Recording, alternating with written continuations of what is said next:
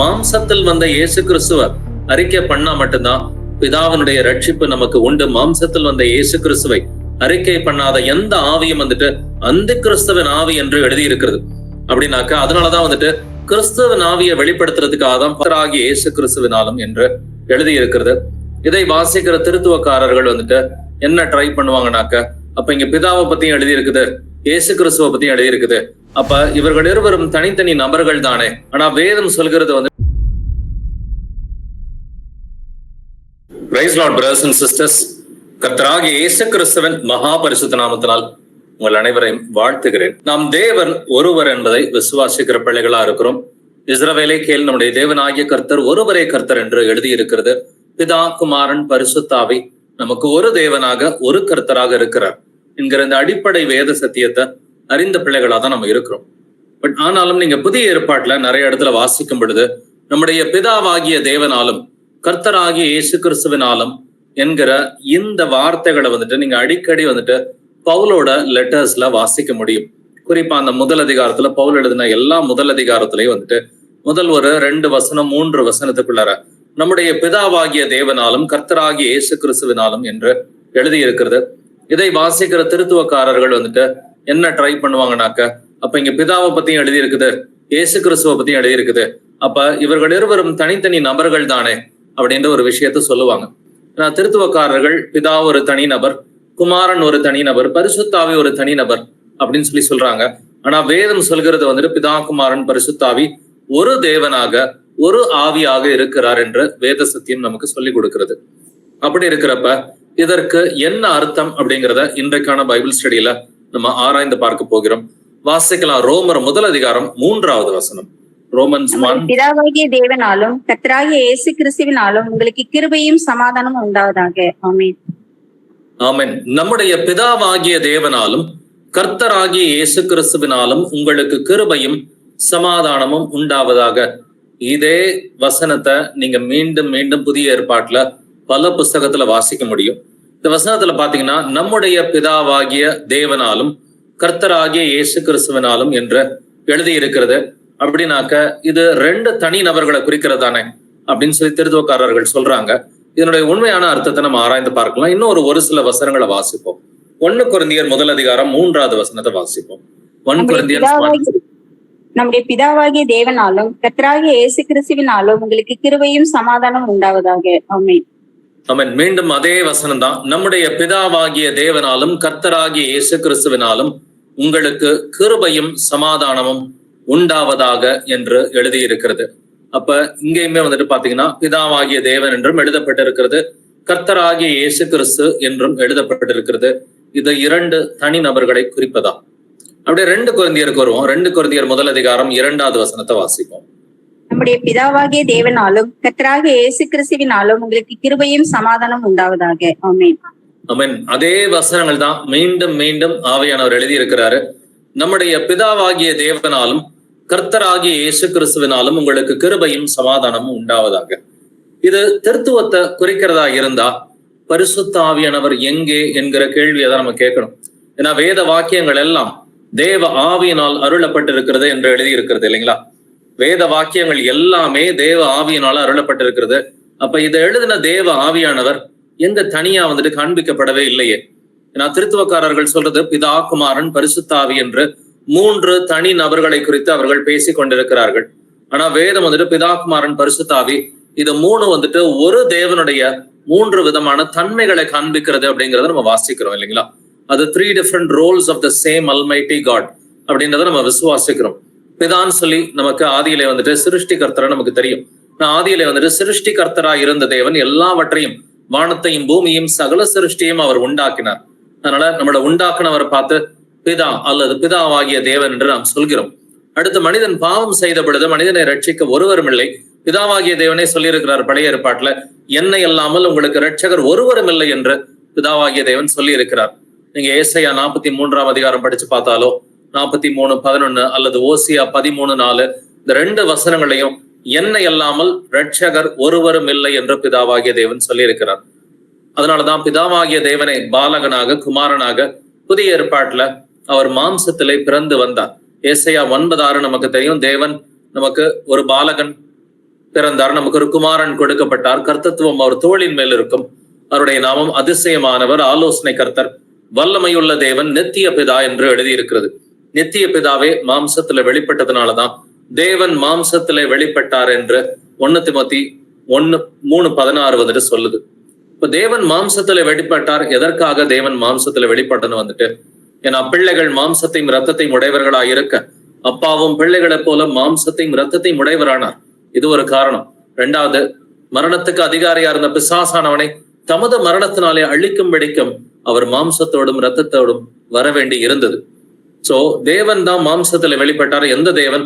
நம்மை சிருஷ்டித்த சிருஷ்டிகர்த்தர் பிதாவாகிய தேவனே வந்துட்டு அவர் மாம்சத்திலே வெளிப்பட்டார் என்று எழுதியிருக்கிறது. அப்படின்னாக்க எதனால இங்க பிதாவையும் குமாரனையும் 2 விதத்துல எழுதப்பட்டிருக்கு. பட் இதை திருத்துவத்தை ப்ரூவ் பண்றதுக்கு இந்த வசனங்களை நம்ம யூஸ் பண்ணவே முடியாது. ஏன்னா இங்க பரிசுத்த ஆவியானவரை பத்தி எழுதவே இல்லை. பரிசுத்த ஆவியானவர் யார் என்று வேதம் சொல்கிறது? பிதாவாகிய தேவனை தான் பரிசுத்த ஆவியானவர் என்று வேதம் சொல்கிறது. பிதா சொல்றாரு, நான் பரிசுத்தர் என்று எழுதி இருக்கிறது இல்லைங்களா? லேவியர் 11:44-45 வசனங்கள்ல நான் பரிசுத்தர் ஆகையால் நீங்களும் பரிசுத்தராயிருங்கள் என்று பிதாவாகிய தேவன் சொல்கிறார். பிதா பரிசுத்தராயிருக்கிறார், பிதா ஆவியாக இருக்கிறார் என்றும் நமக்கு தெரியும். யோவான் 4:24 தேவன் ஆவியாக இருக்கிறார் என்று இயேசு கிறிஸ்து பேசி இருக்கிறார். இப்ப பிதாவாகிய தேவன் பரிசுத்தராயிருக்கிறார், பிதாவாகிய தேவன் ஆவியாயிருக்கிறார். அவருடைய ஆவியின் தன்மையை எங்கெங்கெல்லாம் குறிப்பிடணுமோ அங்கெல்லாம் பிதாவாகிய தேவனை பார்த்து பரிசுத்த ஆவியானவர் என்று எழுதி இருக்கிறது. இப்ப நம்ம வாசிச்ச 3 வசனங்கள்லையும் அவருடைய ஆவியின் தன்மையை குறிப்பிட வேண்டிய அவசியம் அவருக்கே இல்லைங்க. ரோமர் 1:3, 1 கொரிந்தியர் 1:3, 2 கொரிந்தியர் 1:2 இந்த 3 வசனங்களையும் வாசிச்சோம். ஒரே விஷயம் தான் எழுதி இருக்குது. நம்முடைய பிதாவாகிய தேவனாலும் கர்த்தராகிய இயேசு கிறிஸ்துவினாலும் உங்களுக்கு கிருபையும் சமாதானமும் உண்டாவதாக. இது திருத்துவத்தை வந்துட்டு எங்கிட்டாவது காண்பிக்குதா? இங்க பரிசுத்தாவியானவரை தனிநபரா வந்துட்டு இங்க எழுதப்பட்டிருக்குதா? எழுதப்படல. அப்படின்னாக்க திருத்துவத்தை இதை வச்சு ப்ரூவ் பண்ணவே முடியாது. அப்படின்னா இங்க ஆவியின் தன்மையை காண்பிக்க வேண்டிய அவசியம் கர்த்தருக்கு இல்லாம இருந்துச்சு. பட் ஆனாலும் பிதாவை குறித்தும் அவர் வந்துட்டு அவருடைய தற்சொரூபமா இருக்கிற குமாரனை குறித்தும் எழுத வேண்டிய அவசியம் இருக்கு. ஏன்னா குமாரன் இல்லாம நம்ம பிதா கிட்ட சென்றடைய முடியாது. வாசிக்கலாமே யோவான் 14:6. யோவான் 14:6, John 14:6. அதற்கு இயேசு, நானே வழியும் சத்தியமும் ஜீவனுமாய் இருக்கிறேன், என்னாலே அல்லாமல் ஒருவனும் பிதாவினிடத்தில் வரான். ஆமென். நானே வழியும் சத்தியமும் ஜீவனுமாய் இருக்கிறேன், என்னாலே அல்லாமல் ஒருவனும் பிதாவினிடத்தில் வரான். சோ இங்கேயுமே குமாரனை பத்தியும் பிதாவை பத்தியும் எழுதப்பட்டிருக்கு. பட் பிதாவாகிய தேவன் மாம்சத்துல வெளிப்பட்டார். இந்த மாம்சத்துல வெளிப்பட்டவரை தான் நம்ம இயேசு கிறிஸ்து என்று அழைக்கிறோம் இல்லைங்களா? அப்ப குமாரன் மூலமா அன்றி பிதா கிட்ட ஒருவராலும் செல்ல முடியாது அப்படிங்கிறத நம்ம புரிஞ்சுக்கணும். அந்த 2வது பகுதியை மட்டும் நல்லா இந்த வசனத்துல புரிஞ்சுக்குங்க. என்னாலே அல்லாமல் ஒருவனும் பிதாவினிடத்தில் வரான் என்று எழுதி இருக்கிறது. அப்ப மாம்சத்திலே வந்த இயேசு கிறிஸ்துவை நம்ம நம்பணும், விசுவாசிக்கணும், அறிக்கை பண்ணணும். மாம்சத்தில் வந்த குமாரனை நம்ம விசுவாசிக்காம வந்துட்டு பிதா கிட்ட சென்றடைய முடியாது என்று வேதம் சொல்கிறது. அப்படின்னா பிதாவாகிய தேவனே மாம்சத்துல வெளிப்பட்டிருந்தாலும் மாம்சத்தில் வந்த குமாரனை விசுவசித்தால் மட்டும்தான் பிதாவாகிய தேவனுடைய கிருபையும் ரட்சிப்பும் நமக்கு உண்டாகும். அதனாலதான் வந்துட்டு எங்கெங்கெல்லாம் மாம்சத்தில் வந்த குமாரனுக்கு முக்கியத்துவம் வேணுமோ, மாம்சத்தில் வந்த தேவனை வந்துட்டு நம்ம விசுவாசிக்கணுமோ, அந்த எல்லா இடத்துலயும் வந்துட்டு கர்த்தராகிய இயேசு கிறிஸ்து அல்லது சிம்பிளி இயேசு கிறிஸ்து என்று எழுதி இருக்கும் வந்துட்டு. சோ எங்கெங்கெல்லாம் இயேசு கிறிஸ்து என்று எழுதப்பட்டிருக்குதோ இது அவருடைய மனுஷீக தன்மையை குறிப்பிடுவது அப்படிங்கறத நம்ம புரிஞ்சுக்கணும். அவருடைய மனுஷீக தன்மையை நம்ம விசுவசிக்காம தேவன் மாம்சத்துல வெளிப்பட்டார், அவர் எனக்காக மரித்தார், அடக்கம் பண்ணப்பட்டார், அவர் உயிர் தெழுந்தார் என்கிற இந்த அடிப்படை சுவிசேஷத்தை விசுவாசிக்காம பிதா கிட்ட சென்றடையவே முடியாது. தொடர்ந்து வாசிக்கலாம். கலாத்தியர் 1:3 வசனம். பிதாவாகிய தேவனாலும் நம்முடைய கர்த்தராகிய இயேசு கிறிஸ்துவினாலும் உங்களுக்கு கிருபையும் சமாதானமும் உண்டாவதாக. ஆமென்.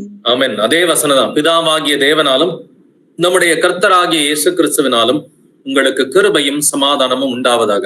அப்ப கவனிச்சு பாருங்க, இது வரைக்கும் 4 கடிதங்கள் பவுல் எழுதுனதை வாசிச்சிருக்கிறோம். ரோமர் 1 1 கொரிந்தியர் 1 2 கொரிந்தியர் 1 கலாத்தியர் 1 இந்த 4 லெட்டர்ஸ்லயுமே வந்துட்டு அவன் பிதாவை குறிச்சு மட்டும் பேசல. வந்துட்டு பிதாவாகிய தேவன் மாம்சத்துல வெளிப்பட்டவராக இயேசு கிறிஸ்து என்கிற நாமத்தில் வந்தார். அவர் இயேசு கிறிஸ்து என்கிற நாமம் வந்துட்டு இது யாருடைய நாமம்? நான் என் பிதாவின் நாமத்தினாலே வந்திருந்தும் நீங்கள் என்னை ஏற்றுக்கொள்ளவில்லை என்கிற வசனம் நமக்கு தெரியும். யோவான் 5:43. நான் என் பிதாவினுடைய நாமத்தினாலே வந்திருந்தும் நீங்கள் என்னை ஏற்றுக்கொள்ளவில்லை. குமாரன் வந்தது பிதாவினுடைய நாமத்தில் என்பதை நாம் விசுவாசிக்க வேண்டும். அவர் வெளிப்படுத்தியது, அவர் எல்லோருக்கும் தெரியப்படுத்தியது பிதாவினுடைய நாமம் என்று யோவான் 17:6 யோவான் 17:26 சொல்லப்பட்டிருக்குது. அப்ப குமாரன் இந்த பூமிக்கு வந்ததே பிதாவினுடைய நாமத்துலதான் வந்திருக்கிறாரு. குமாரன் வளர்ந்த பிறகு அவர் தெரியப்படுத்திய நாமம், அவர் வெளிப்படுத்திய நாமம் பிதாவினுடைய நாமம் என்று எழுதப்பட்டிருக்குது. அப்படின்னா எப்பப்பெல்லாம் குமாரனை நம்ம விசுவாசிக்கிறோமோ, பிதாவாகிய தேவனுடைய அந்த மனுஷீக தன்மையை நம்ம விசுவாசித்து தான் அவருடைய தெய்வீக தன்மையோடு நம்மளால சேர முடியும். அப்படின்னா மாம்சத்தில் வந்த இயேசு கிறிஸ்துவ அறிக்கை பண்ணா மட்டும்தான் பிதாவினுடைய ரட்சிப்பு நமக்கு உண்டு. மாம்சத்தில் வந்த இயேசு கிறிஸ்துவை அறிக்கை பண்ணாத எந்த ஆவியும் அந்த கிறிஸ்துவின் ஆவி என்று எழுதி இருக்கிறது. அப்படின்னாக்கா அதனாலதான் கிறிஸ்துவின் ஆவியை வெளிப்படுத்துறதுக்காக தான் பவுல் பிதாவாகிய தேவன் கர்த்தராகிய இயேசு கிறிஸ்துன்னு எழுதுறான். அதே போல வாசிக்கிற விசுவாசிகள் எல்லோருமே கர்த்தராகிய இயேசு கிறிஸ்துவின் மூலமா மட்டும்தான் பிதா கிட்ட சென்றடைய முடியும். அந்த யோவான் 14:6 தான் இதற்கான அடிப்படை வசனம். நானே வழியும் சத்தியமும் ஜீவனமாய் இருக்கிறேன், என்னாலே அல்லாமல் ஒருவனும் பிதாவின் இடத்தில் வரான். அப்ப இயேசு கிறிஸ்துவின் மூலமா அன்றி பிதா கிட்ட டைரக்டா சென்றடைய முடியாது என்பதற்காக தான் இந்த கடிதத்துல வலியுறுத்தி பிதாவையும் குமாரனை பத்தி எழுதுறான். எபேசியர் 1:2 வாசிக்கலாம். நம்முடைய பிதாவாகிய தேவனாலும் கர்த்தராகிய இயேசு கிறிஸ்துவினாலும் உங்களுக்கு கிருபையும் சமாதானம் உண்டாவதாக. ஆமென். நம்முடைய பிதாவாகிய தேவனாலும் கர்த்தராகிய இயேசு கிறிஸ்துவினாலும் என்று இங்க இந்த 5வது புஸ்தகத்துல எழுதப்பட்டிருக்கு. ரோமர், கொரிந்தியர்ல 2 புஸ்தகத்துல, கலாத்தியர், எபேசியர், இதுவரைக்கும் வாசித்த 5 வசனங்களும் பிதாவாகிய தேவன் கர்த்தராகிய இயேசு கிறிஸ்து என்றுதான் சொல்லுது இல்லைங்களா? அப்படின்னாக்க அப்போஸ்தலன் பவுலுக்கு நல்லாவே தெரியும். அவன் கடிதம் எழுதின எல்லா இடத்துலயும் யூதர்கள் இருக்கிறாங்க. அவன் கடிதம் எழுதின எல்லா இடத்துலயும் அங்க யூதர்கள் இருக்கிறாங்க. யூதர்கள் பிதாவை மட்டும்தாங்க விசுவாசிப்பாங்க. அவங்க குமாரனை விசுவசிச்சதே கிடையாது. யூதர்களில் அநேகர் அவங்க குமாரனாகி இயேசு கிறிஸ்துவ அவங்க விசுவசிச்சதே கிடையாது. உனக்கு இயேசு கிறிஸ்து இல்லைனாக்க உனக்கு ரட்சிப்பு இல்லைன்னு சொல்லி ஆணித்தரமா தான் இங்க பவுல் எழுதுறான். அதனாலதான் நீ பிதாவை மட்டும் தெரிஞ்சுக்கிட்டாக்க உனக்கு ரட்சிப்பு கிடையாது. இன்றைக்கும் நீங்க யூதர்கள் எடுத்துக்கங்க. கடந்த 2000 ஆண்டுகளா நமக்கு தெரியும், பழைய ஏற்பாட்டுல கர்த்தர் அன்பு செய்த தேசம் இஸ்ரவேல் தேசம். கர்த்தர் அன்பு செய்த ஜனங்கள் இந்த இஸ்ரவேல் ஜனங்களா இருந்தார்கள். பட் இந்த இஸ்ரவேல் ஜனங்கள் இயேசு கிறிஸ்து வந்த பிறகு அவரை வேண்டாம், சீசர் தான் எங்களுக்கு ராஜா, எங்களுக்கு இயேசு கிறிஸ்து ராஜா இல்லைன்னு சொல்லி அவரை ரிஜெக்ட் பண்ணிட்டாங்க. அவரை ரிஜெக்ட் பண்ண பிறகு அவர் மரிக்கிறார், அடக்கம் பண்ணப்படுகிறார், உயிர்த்தெழுந்தார். உயிர்த்தெழுந்து விட்டு அவர் உலக ரட்சகராக பூமி எல்லாம் போய் சகல சிருஷ்டியும் சீஷர் ஆக்குங்கள் அப்படின்னு சொல்லி கொடுத்துட்டாரு இல்லைங்களா? அவர் புறஜாதிகள் எல்லோருக்கும் சுவிசேஷம் பரவும்படி வானத்திலையும் பூமியும் சகல அதிகாரம் எனக்கு கொடுக்கப்பட்டிருக்கிறது, அதனால பூமி முழுவதும் புறப்பட்டு போங்க, யூதர்களுக்கு மட்டுமல்ல பூமி முழுவதும் புறப்பட்டு போங்கன்னு சொல்லி சொன்னார்.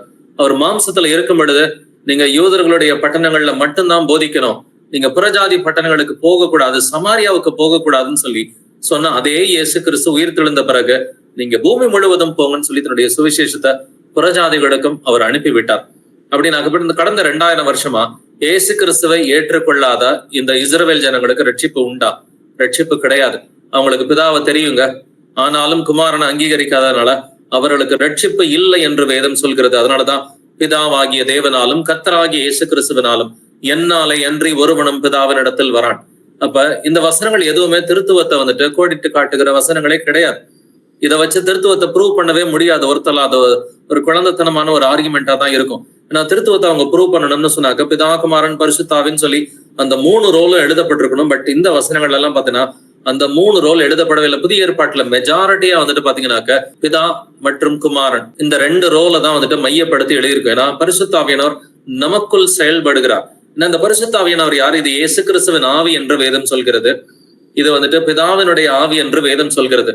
மத்தேயு 10ஆம் அதிகாரம் 20வது வசனத்தை வாசிப்போமே.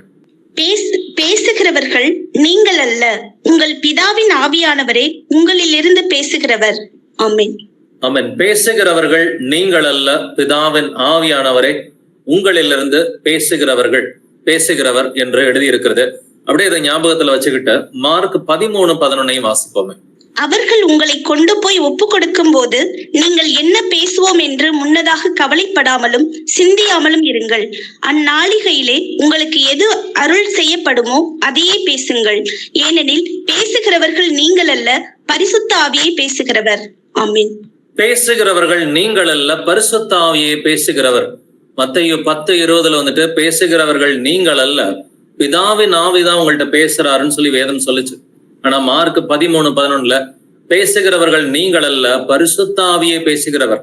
அப்ப மத்தேயு 10:20 பிதாவின் ஆவின்னு எழுதப்பட்டிருக்கு. மார்க்கு 13:11 பரிசுத்த ஆவின்னு எழுதப்பட்டிருக்கு. காரணம் என்னன்னா, ரெண்டும் ஒரே ஆவிதான். ரெண்டும் ஒரே ஆவி என்று வேதம் சொல்கிறது. நீங்க எபேசியர் 4ஆம் அதிகாரம் 4வது வசனம் வாசித்தாலோ, இல்ல 1 கொரிந்தியர் 12ஆம் அதிகாரத்துல 3-4 வசனங்கள் இருக்கிறது. ஒரே ஆவி என்று எழுதி இருக்கிறது. அப்ப பிதாவின் ஆவியும் பரிசுத்த ஆவியும் ஒரே ஆவி. அதனாலதான் இங்க பிதாவையும் வந்துட்டு தனித்தனியா பரிசுத்தாவையும் எழுத வேண்டிய அவசியம் பவுலுக்கு இல்லாம இருந்துச்சு. 2 கர்த்தருடைய 2 தன்மைகளை குறித்து தான் இங்க எழுதி இருக்கிறான். வாசித்த 5 வசனங்கள்லயும் ரோமர் 1 அதிகாரம், 1 கொரிந்தியர் 1 அதிகாரம், 2 கொரிந்தியர் 1 அதிகாரம், கலாத்தியர், எபேசியர் 1 அதிகாரங்கள்லயே வந்துட்டு கர்த்தருடைய 2 தன்மைகளை பத்தி தான் அவன் எழுதுறான். 1 பிதாவாகிய தேவன், 2வது அவர் குமாரனா மாம்சத்திலே வந்த இயேசு கிறிஸ்து என்கிற அந்த குமாரனுக்குரிய தன்மையை வந்துட்டு அவன் வெளிப்படுத்துறான். சரி, இந்த பிதாவையும் குமாரனையும் பைபிள்ல எங்கேயாவது ஒருவராக பேசி இருக்கிறதா அப்படிங்கிறத நம்ம கவனிச்சு பார்க்கலாம். வாசிக்கலாம். 1 தெசலோனிக்கர் 3ஆம் அதிகாரம் 11ஆம் வசனம். 1 Thessalonians 3:11. நம்முடைய பிதாவாகிய தேவனும் நம்முடைய கர்த்தராகிய இயேசு கிறிஸ்துவும் உங்களிடத்திற்கு எங்களை நேராக வழி நடத்துவாராக. ஆமென். பிரதர்ஸ் சிஸ்டர்ஸ், இந்த வசனம் ரொம்ப ரொம்ப முக்கியமான ஒரு வசனமா இருக்குது. வந்துட்டு இதை நல்லாவே கவனிச்சுக்குங்க. நம்முடைய பிதாவாகிய தேவனும் நம்முடைய கர்த்தராகிய இயேசு கிறிஸ்துவும், இதே தான் நம்ம மற்ற வசனங்கள்ல வாசிச்சோம் இல்லைங்களா? பிதாவாகிய தேவனும் கர்த்தராகிய இயேசு கிறிஸ்துவம்னு சொல்லி இந்த வசனம் அதே தான் சொல்லுது. நம்முடைய பிதாவாகிய தேவனும் நம்முடைய கர்த்தராகிய இயேசு கிறிஸ்துவும் உங்களிடத்திற்கு எங்களை நேராக வழிநடத்துவாராக. ஒருமையில எழுதப்பட்டிருக்குதுங்க, வழிநடத்துவாராக. இப்ப பிதாவும் குமாரனும் 2 பேருன்னு சொன்னாக்க வழிநடத்துவார்களாக அப்படின்னு சொல்லி பன்மையில எழுதப்பட்டிருக்கணும் இல்லைங்களா? எதற்காக இது ஒருமையில எழுதப்பட்டிருக்குது? வந்துட்டு ஏன்னா பிதாவும் குமாரனும் ஒருவர் என்பதற்காக இது ஒருமையில எழுதப்பட்டிருக்குது. பிரதர்ஸ் அண்ட் சிஸ்டர்ஸ், இந்த வசனத்தை மீண்டுமாக ஒரு முறை வாசிப்போம். நம்முடைய பிதாவாகிய தேவனும் நம்முடைய கர்த்தராகிய இயேசு கிறிஸ்துவும் உங்களிடத்திற்கு எங்களை நேராக வழி நடத்துவாராக. ஆமென். ஆமென். இங்க தேவனுடைய 2 தன்மைகள் குறிப்பிடப்பட்டு, ஆனா ஒருமையில தான் வசனம் முடியுது.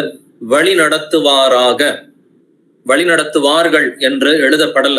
ஏன்னா இது தனித்தனி நபர்களா இருந்தாக்க, பிதாவும் குமாரனும் 2 தனி நபர்களா இருந்தா வழி நடத்துவார்களாக என்று எழுதப்பட்டிருக்கணும். பட் இங்க பிதாவும் குமாரனும் ஒருவர் என்பதனால வந்துட்டு பவுல் தெளிவாவே வந்துட்டு எழுதுறான் வழி நடத்துவாராக.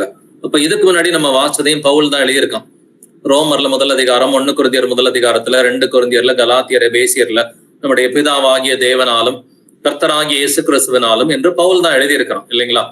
அப்படி எழுதின பவுல் தான் இங்க 1 தெசலோனிக்கர் 3:11 வந்துட்டு நம்முடைய பிதாவாகிய தேவனும் நம்முடைய கர்த்தராகிய இயேசு கிறிஸ்துவும் உங்களிடத்திற்கு எங்களை நேராக வழிநடத்துவாராக என்று ஒருமையில வந்துட்டு எழுதியிருக்கிறான். அப்ப பிதாவும் குமாரனும் ஒருவர் என்பதை வந்துட்டு அவன் தெளிவாவே புரிஞ்சுதான் இருக்கிறான். இது எது ஆக்சிடென்டலா ஒரு வசனத்துல மட்டும் எழுதப்பட்டது கிடையாது. இதே போல மற்ற வசனங்களும் இருக்கிறது. வாசிக்கலாம். 2 தெசலோனிக்கர் 2ஆம் அதிகாரம் 16 முதல் 17 வசனங்கள். நம்முடைய கர்த்தராகிய இயேசு கிறிஸ்துவும் நம்மிடத்தில் அன்பு கூர்ந்து நித்திய ஆறுதலையும் நல் நம்பிக்கையையும் கிருபையாய் நமக்கு கொடுத்திருக்கிற நம்முடைய பிதாவாகிய தேவனும் உங்கள் இருதயங்களை தேற்றி எல்லா நல் வசனத்திலும் நற்கிரியையிலும் உங்களை ஸ்திரப்படுத்துவாராக. ஆமென்.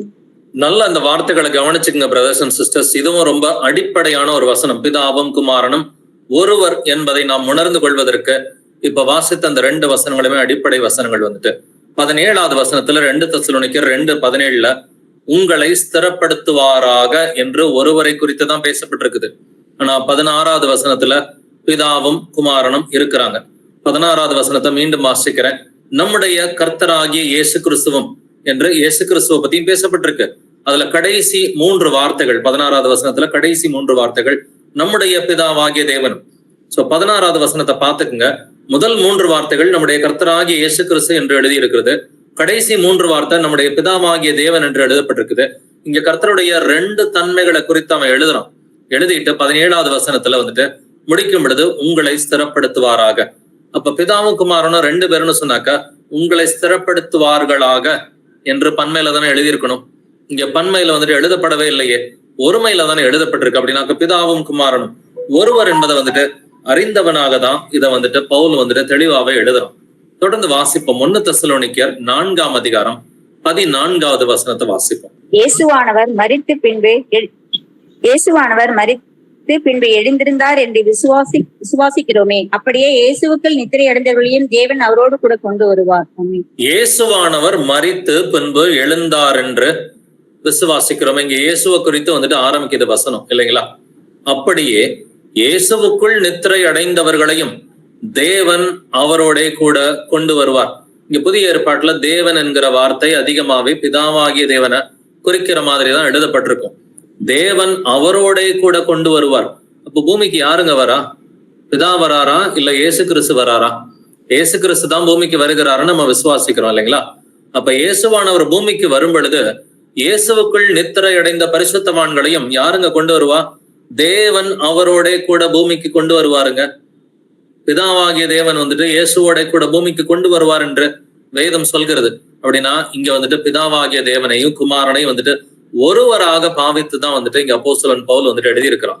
அப்படின்னா எவ்வளவோ லெட்டர்ஸ்ல வந்துட்டு அந்த கிரீட்டிங்ஸ்ல வாசிக்கிறோம். வந்துட்டு நம்ம நிறைய கிரீட்டிங்ஸ் வாசிச்சோம். ரோமர்ல, குரிந்தியர்ல, கலாத்தியர், எபேசியர்ல கிரீட்டிங்ஸ் வந்துட்டு முதல் அதிகாரத்துல வாசிச்சோம். பிதாவாகிய தேவனாலும் நம்முடைய கர்த்தராகிய இயேசு கிறிஸ்துவினாலும் உங்களுக்கு கிருபையும் சமாதானமும் உண்டாவதாக. அப்படின்னாக்க இங்க பிதாவையும் குமாரனையும் பவுல் வந்துட்டு எப்படி எழுதியிருக்கிறான்? அவன் இங்க 2 பேரா பாவிச்சு எழுதியிருக்கிறானா இல்ல ஒருவராக பாவித்து எழுதியிருக்கிறானா?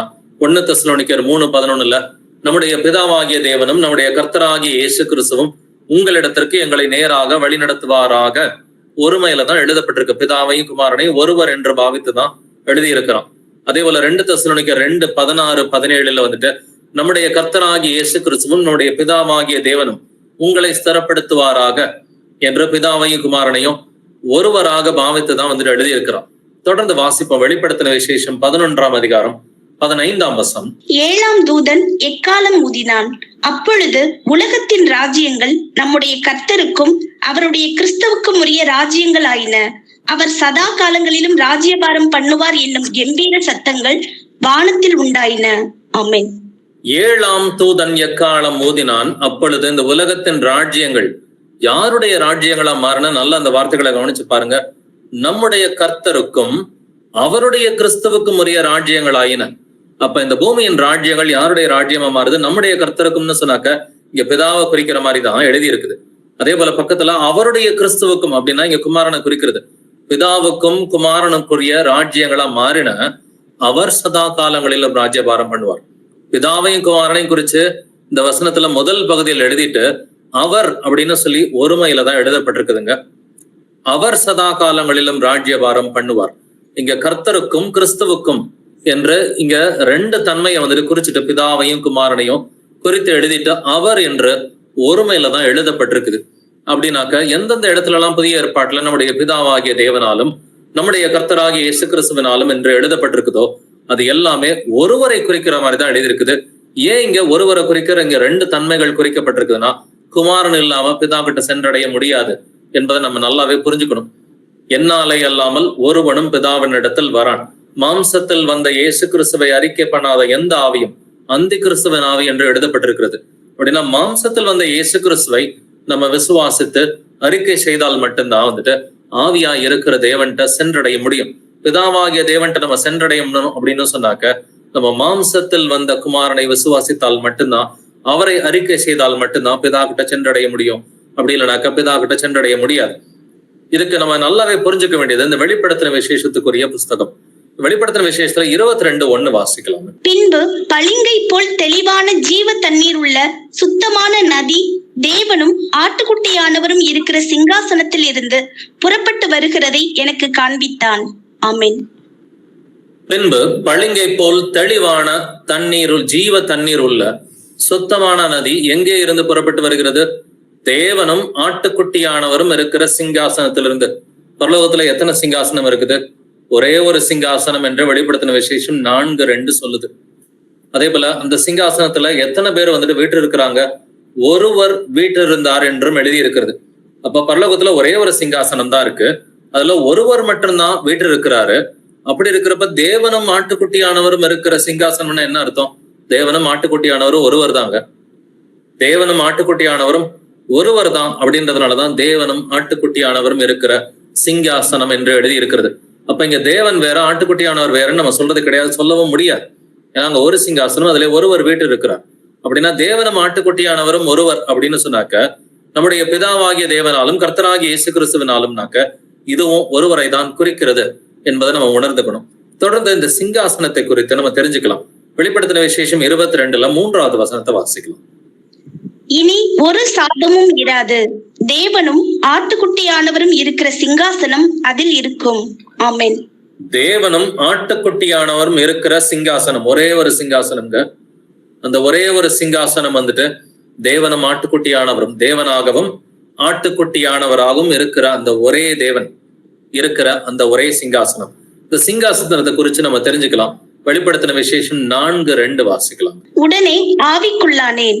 அப்பொழுது இதோ வானத்தில் ஒரு சிங்காசனம் வைக்கப்பட்டிருந்தது. அந்த சிங்காசனத்தின் மேல் ஒருவர் வீற்றிருந்தார். ஆமென். உடனே ஆவிக்குள்ளானேன். அப்பொழுது இதோ வானத்தில் எத்தனை சிங்காசனம் வைக்கப்பட்டிருந்தது? ஒரு சிங்காசனம் வைக்கப்பட்டிருந்தது. அந்த சிங்காசனத்தின் மேல் எத்தனை பேர் வீற்றிருந்தார்கள்? ஒருவர் வீற்றிருந்தார் என்று எழுதியிருக்கு. இந்த ஒரு சிங்காசனம், ஒருவர் வீற்றிருந்தார் என்பதை வந்துட்டு நம்ம தெளிவாவே புரிஞ்சுக்கணும். பரலோகத்துல ஒரே ஒரு சிங்காசனம் தான் இருக்குது. அதுல வந்துட்டு ஒரே ஒருவர் மட்டும்தான் இருக்கிறார். அவர் யார்? பிதாவாகிய தேவனா? பிதாவை தான் பார்க்க முடியாதே. என்னை கண்டு ஒருவனும் உயிரோடு இருக்க கூடாது, அவர் வந்துட்டு காணக்கூடாதவர் என்று எழுதி இருக்கிறது இல்லைங்களா? அதர்சனமான தேவன் என்று எழுதி இருக்கிறது இல்லைங்களா? அப்ப அதர்சனமான தேவனை வந்துட்டு எப்படி யோவான் வந்துட்டு பார்க்க முடியும்? அப்ப உட்கார்ந்து இருக்கிறது யாருன்னு பாத்தீங்கன்னா அதான் தெரிஞ்சுக்கலாம். அங்க அந்த சிங்காசனத்திலே வீட்டு இருப்பவர் யார், அந்த ஒருவர் யார் என்பதை நம்ம தெரிஞ்சுக்கிறதுக்கு அடுத்த அதிகாரம் வெளிப்படுத்தின விசேஷம் 5:1 வாசிக்கலாம். அன்றியும் உள்ளும் புறம்பும் எழுதப்பட்டு 7 முத்திரைகளால் முத்திரிக்கப்பட்டிருந்த ஒரு புஸ்தகத்தை சிங்காசனத்தின் மேல் வீற்றிருக்கிறவருடைய வலது கரத்திலே கண்டேன். ஆமென். ஒரு புஸ்தகத்தை சிங்காசனத்தின் மேல் வீற்றிருக்கிறவருடைய வலது கரத்திலே கண்டேன். யாருக்கு இங்க வலது கரம் இருந்துச்சு? பிதாவுக்கா, குமாரனுக்கா? குமாரனுக்கு தான் வந்துட்டு வலது கரம் இடது கரம்லாம் இருந்தது. வந்துட்டு நம்ம வந்துட்டு பூமியில அவர் மாம்சத்துல இருந்தபடுதே அவருக்கு வலது கரம் இடது கரம் இருந்ததெல்லாம் நம்ம வாசிக்கிறோம். அவர் உயிர் தெழுந்த பிறகும் வந்துட்டு அவருக்கு வலது கரம் இடது கரம் இருந்தது வந்துட்டு அப்போஸ்தலர்கள் பார்த்திருக்கிறாங்க இல்லைங்களா? நீ என்னுடைய வந்துட்டு விரல்கள்ல வந்துட்டு கையை விடு, என்னுடைய வந்துட்டு நீ வந்துட்டு விரல்கள்ல உன்னுடைய விரல் எடுத்து என் மேல வந்துட்டு போடு அப்படின்னு சொல்லி வந்துட்டு கர்த்தராகிய இயேசு கிறிஸ்து உயிர் தெழுந்த பிறகு பேசுறார். அப்படின்னாக்க இங்க வலது கரம் இருக்குதுன்னா இயேசு கிறிஸ்து தானே இந்த சிங்காசனத்துல உட்கார்ந்து இருக்கிறாரு. அவர் சொல்றதையே நம்ம கேட்கலாம். வெளிப்படுத்தின விசேஷம் 3:21. நான் ஜெயம் கொண்டு என் பிதாவினுடைய சிங்காசனத்திலே அவரோட கூட உட்கார்ந்தது போல ஜெயம் கொள்ளுகிறவன் எவனோ அவனும் என்னுடைய சிங்காசனத்தில் என்னோட கூட உட்காரும்படிக்கு அருள் செய்வேன். ஆமென். பிரதர் சிஸ்டர்ஸ், சிங்காசனத்தை குறித்த மட்டில் இந்த வசனம் ரொம்ப முக்கியமான வசனம். நான் ஜெயம் கொண்டு என் பிதாவினுடைய சிங்காசனத்திலே அவரோட கூட உட்கார்ந்தது போல. இயேசு கிறிஸ்து உட்கார்ந்து இருக்கிறாரு. எந்த சிங்காசனம்? பிதாவினுடைய சிங்காசனம். வானத்திலே ஒரு சிங்காசனம் வைக்கப்பட்டிருந்தது. அந்த சிங்காசனத்தின் மேல் ஒருவர் வீற்றிருந்தார். அது யாருடைய சிங்காசனம்? இது பிதாவினுடைய சிங்காசனம் இல்லைங்களா? அந்த பிதாவினுடைய சிங்காசனத்துல உட்கார்ந்து இருக்கிறது யாரு? இயேசு கிறிஸ்து தான் உட்கார்ந்து இருக்கிறேன்னு அவரே சொல்றார். நான் ஜெயம் கொண்டு என் பிதாவினுடைய சிங்காசனத்திலே அவரோட கூட உட்கார்ந்தது போல. அவரோட கூட உட்கார்ந்து இருக்கிறேன்னு சொன்னா அப்ப யோவான் ஒருத்தரை பார்த்தானா 2 பேரை பார்த்தானா? அங்கே ஒருவர் வீட்டிருந்தார் தானே எழுதி இருக்குது இல்லைங்களா? வெளிப்படுத்தின விசேஷம் 4:2 ஒருவர் வீட்டிருந்தார் என்று எழுதி இருக்கிறது. என் பிதாவினுடைய சிங்காசனத்திலே அவரோட கூட உட்கார்ந்தது போல. நான் என் பிதாவோட தான் இருக்கிறேன்னு சொல்றாரு. ஆனா பிதாவை பார்க்க முடியாது. பிலிப்பு வந்துட்டு சொல்றான், பிதாவை மட்டும் எங்களுக்கு காண்பியும், அது எங்களுக்கு போதுமானதுன்னு சொல்லும் பொழுது, பிலிப்புவே நீ இவ்வளவு காலம் என்னோட கூட இருந்தோம், நீ பிதாவை காண்பியும் என்று எப்படி சொல்ல முடியும்? என்னை கண்டவன் பிதாவை கண்டான், இது முதல் நீங்கள் பிதாவை கண்டும் அவரை அறிந்தும் இருக்கிறீர்கள் அப்படின்னு இயேசு கிறிஸ்து எம்பாட்டிக்கா தான் வந்துட்டு பேசுறார். அப்படின்னா இயேசு கிறிஸ்துவை பார்ப்பதுதான் பிதாவை பார்ப்பது என்று அவரே சொல்லி இருக்க. அதைத்தான் யோவானும் வந்துட்டு எழுதுறான். பரலோகத்திலே ஒரே ஒரு சிங்காசனம் தான் இருக்குது, அதுல ஒருவர் வீற்றிருந்தார் என்றும் எழுதி இருக்கிறது. அந்த ஒருவர் வந்துட்டு இயேசு கிறிஸ்து என்பதும் தெளிவாக இருக்கிறது. அதனாலதான் இயேசு கிறிஸ்து சொல்றாரு, நான் ஜெயம் கொண்டு என் பிதாவினுடைய சிங்காசனத்தின் மேல் அவரோட கூட உட்கார்ந்தது போல.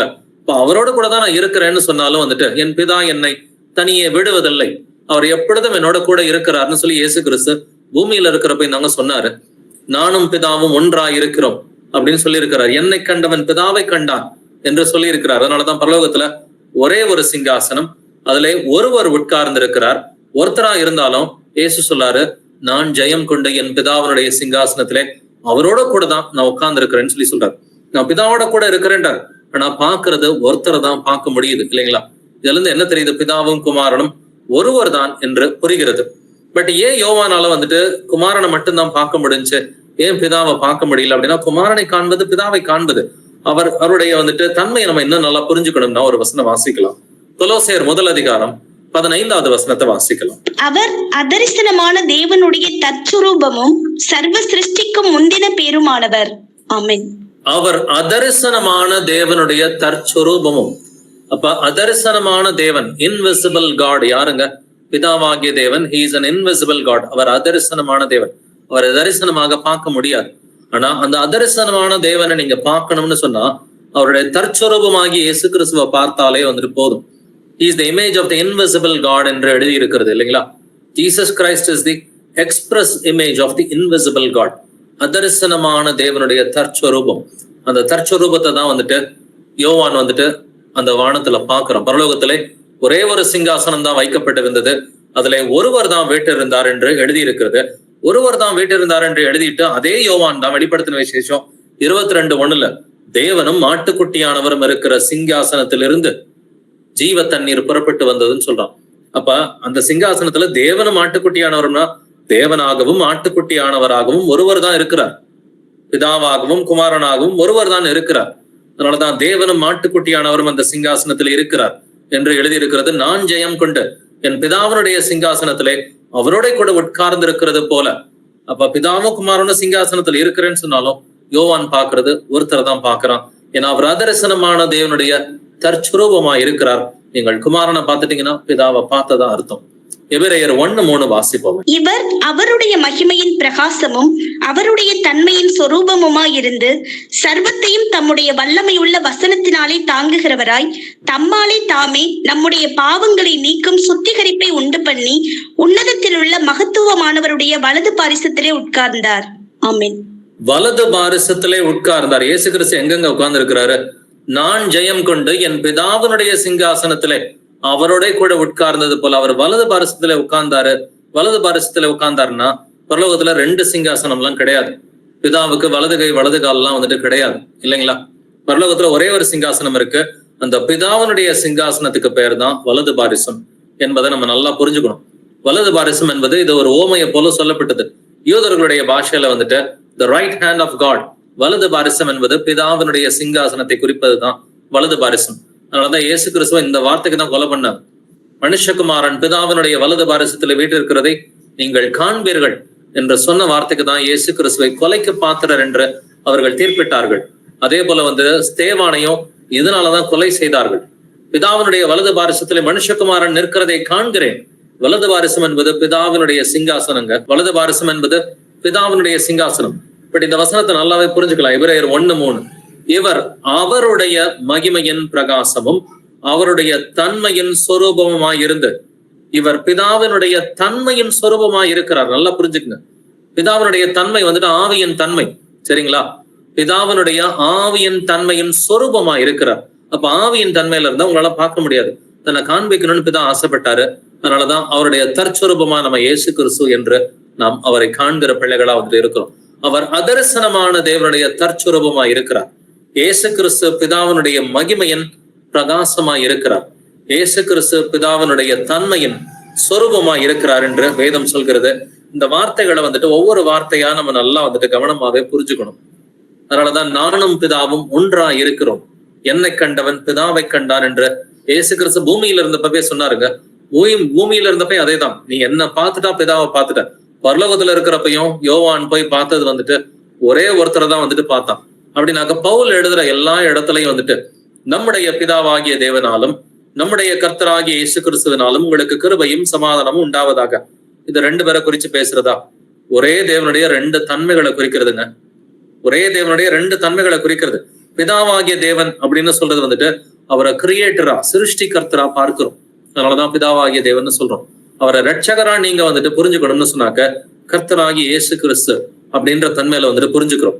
அப்படின்னாக்க சிருஷ்டி கர்த்தர் என்றால் பிதா, ரட்சகர் என்று நம்ம சொல்லும் பொழுது கர்த்தராகிய இயேசு கிறிஸ்து. இப்படிதான் பைபிள்ல வந்துட்டு வார்த்தைகள் பயன்படுத்தப்பட்டிருக்க ஒழிய இது 2 பேரை குறிக்கிற வார்த்தைகள் கிடையாது. நம்ம ஏற்கனவே இதை வாசிச்சிட்டோம். 1 தெசலோனிக்கர் 3:11 பிதாவையும் குமாரனையும் வந்துட்டு ஒருவராக பாவித்துதான் நம்முடைய பிதாவாகிய தேவனும் நம்முடைய கர்த்தராகிய இயேசு கிறிஸ்துவும் உங்களிடத்திற்கு எங்களை நேராக வழிநடத்துவாராக. அப்ப பிதாவை குமாரனையும் ஒருவராக பாவித்துதான் பவுல் எழுதியிருக்கிறோம் 1 தெசலோனிக்கர் 3:11. அதே போல 2 தெசலோனிக்கர் 2:16-17 நம்முடைய கர்த்தராகிய இயேசு கிறிஸ்துவும் நம்முடைய பிதாவாகிய தேவனும் உங்களை ஸ்திரப்படுத்துவாராக. பிதாவும் குமாரனும் ஒருவர் என்று பாவித்துதான் உங்களை ஸ்திரப்படுத்துவாராக என்று எழுதப்பட்டிருக்கிறது. வாசிக்கலாமே யோவான் 10:30. அவைகளை எனக்கு தந்தை நானும் பிதாவும் ஒன்றாயிருக்கிறோம் என்றார். ஆமென். நானும் பிதாவும் ஒன்றாயிருக்கிறோம் என்றார்.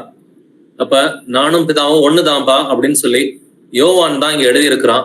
அதே யோவான் தான் வெளிப்படுத்தின விசேஷத்துல பரலோகத்துல கூட ஒரே ஒரு சிங்காசனம் தான் இருக்கு, அதுல ஒருவர் வீட்டிருந்தார் என்று சொன்ன அதே யோவான் தான் 3:21 வெளிப்படுத்தின விசேஷத்துல நான் ஜெயம் கொண்டு என் பிதாவினுடைய சிங்காசனத்திலே அவரோட கூட உட்கார்ந்து இருக்கிறது போல பிதாவோட கூட தான் இருக்கிறேன்னு சொல்லி இயேசு கிறிஸ்து சொல்றார். ஆனா சிங்காசனத்துல பாக்குறது ஒருத்தரை தான் வந்துட்டு பாக்குறோம். ஏன்னா இயேசு கிறிஸ்து அதரிசனமான தேவனுடைய தற்சொரூபமா இருக்கிறார். பிதாவை யாரும் பார்க்க முடியாது. Because he is the invisible God அப்படின்னு சொல்லி வேதம் சொல்லுது. யோவான் 14:7-9 வாசிக்கும். என்னை அறிந்தீர்களானால் என் பிதாவையும் அறிந்திருப்பீர்கள். இது முதல் நீங்கள் அவரை அறிந்தும் அவரை கண்டும் இருக்கிறீர்கள் என்றார். பிலிப்பு அவரை நோக்கி, ஆண்டவரே, பிதாவை எங்களுக்கு காண்பியும், அது எங்களுக்கு போதும் என்றான். அதற்கு இயேசு, பிலிப்புவே, இவ்வளவு காலம் நான் உங்களுடனே கூட இருந்தும் நீ என்னை அறியவில்லையா? என்னை கண்டவன் பிதாவை கண்டான். அப்படி இருக்க பிதாவை எங்களுக்கு காண்பியும் என்று நீ எப்படி சொல்லுகிறாய்? ஆமென். ஆமென். என்னை அறிந்திருந்தீர்களானால் என் பிதாவையும் அறிந்திருப்பீர்கள். இது முதல் நீங்கள் அவரை அறிந்தும் அவரை கண்டும் இருக்கிறீர்கள். அப்ப என்னாலே அல்லாமல் ஒருவனும் பிதாவினிடத்தில் வர முடியாதுன்னு அவர் சொல்லியிருக்கிறார். அப்ப என்ன நீ தெரிஞ்சுக்கிட்டேனா தான் பிதாவை தெரிஞ்சுக்க முடியும்னு சொல்றார். இது முதல் நீங்கள் அவரை அறிந்தும் அவரை கண்டும் இருக்கிறீர்கள். பிதாவை பார்த்துட்டீங்கன்னு சொல்லி எப்படி இயேசு சொல்றாரு?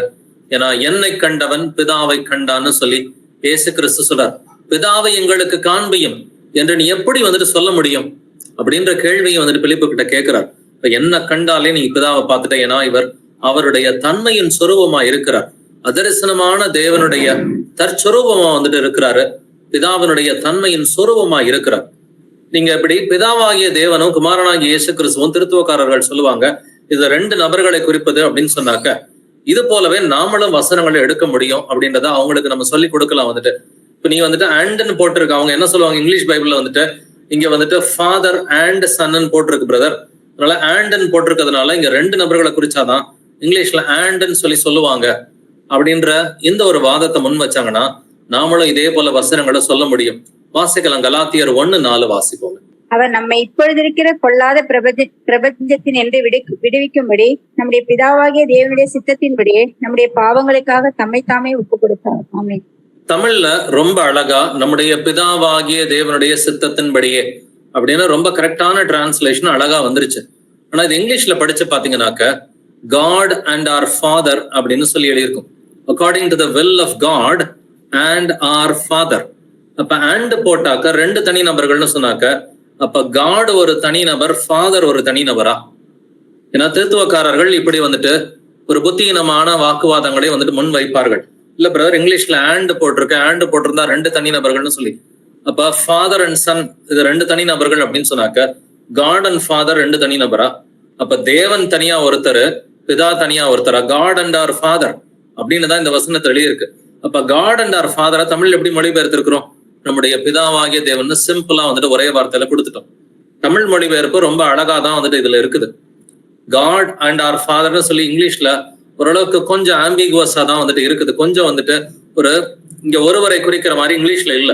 ஆனா தமிழ்ல அழகா ஒருவரை குறிக்கிற மாதிரி நம்முடைய பிதாவாகிய தேவனுடைய சித்தம்னு சொல்லி எழுதியிருக்கு. இங்கிலீஷ்ல காடு தனியாவும் ஃபாதர் தனியாவும் நடுவில் ஹேண்ட் போட்டுதான் எழுதியிருக்கு. அப்படின்னா காட் அண்ட் ஆர் ஃபாதரை வந்துட்டு ஒருவராக தான் புரிந்து கொள்கிறோம் இங்கிலீஷ்ல படிக்கிறப்ப. அப்படின்னாக்கா ஃபாதர் அண்ட் சன் படிக்கும் பொழுது ஏன் ஒருவராக புரிந்து கொள்வதில்லை? இதை நம்ம சொல்லி கொடுக்கணும் திருத்துவக்காரர்களுக்கு. ஏன்னா ஹேண்ட் போட்டாக்க வந்துட்டு இது 2 நபர்கள்னு சொல்லி தப்பா பேசிட்டு இருக்கிறாங்க. அப்படின்னா காட் அண்ட் ஆர் ஃபாதர்னா காடையும் ஃபாதரையும் ஹேண்ட் போட்டிருக்கிறதுனால 2 பேரா பிரிக்க முடியாது. அதே மாதிரிதான் வந்துட்டு ஃபாதர் அண்ட் சன் வரும்பொழுது ஃபாதரையும் சன்னையும் பிதாவையும் குமாரனையும் வந்துட்டு ஹேண்ட் என்ற வார்த்தை இருக்கிறதுனால இது கிரீக் பைபிள்ல வந்துட்டு பாத்தீங்கன்னா காய் அப்படின்ற ஒரு வார்த்தை இருக்கும். அந்த காயை தான் வந்துட்டு இங்க இங்கிலீஷ்ல ஆண்டன் போட்டிருப்பாங்க, KAI. இந்த ஒரு ஸ்பெல்லிங்ல தான் வந்துட்டு வரும், இந்த ஒரு ப்ரொனன்சியேஷன்ல தான் வரும்.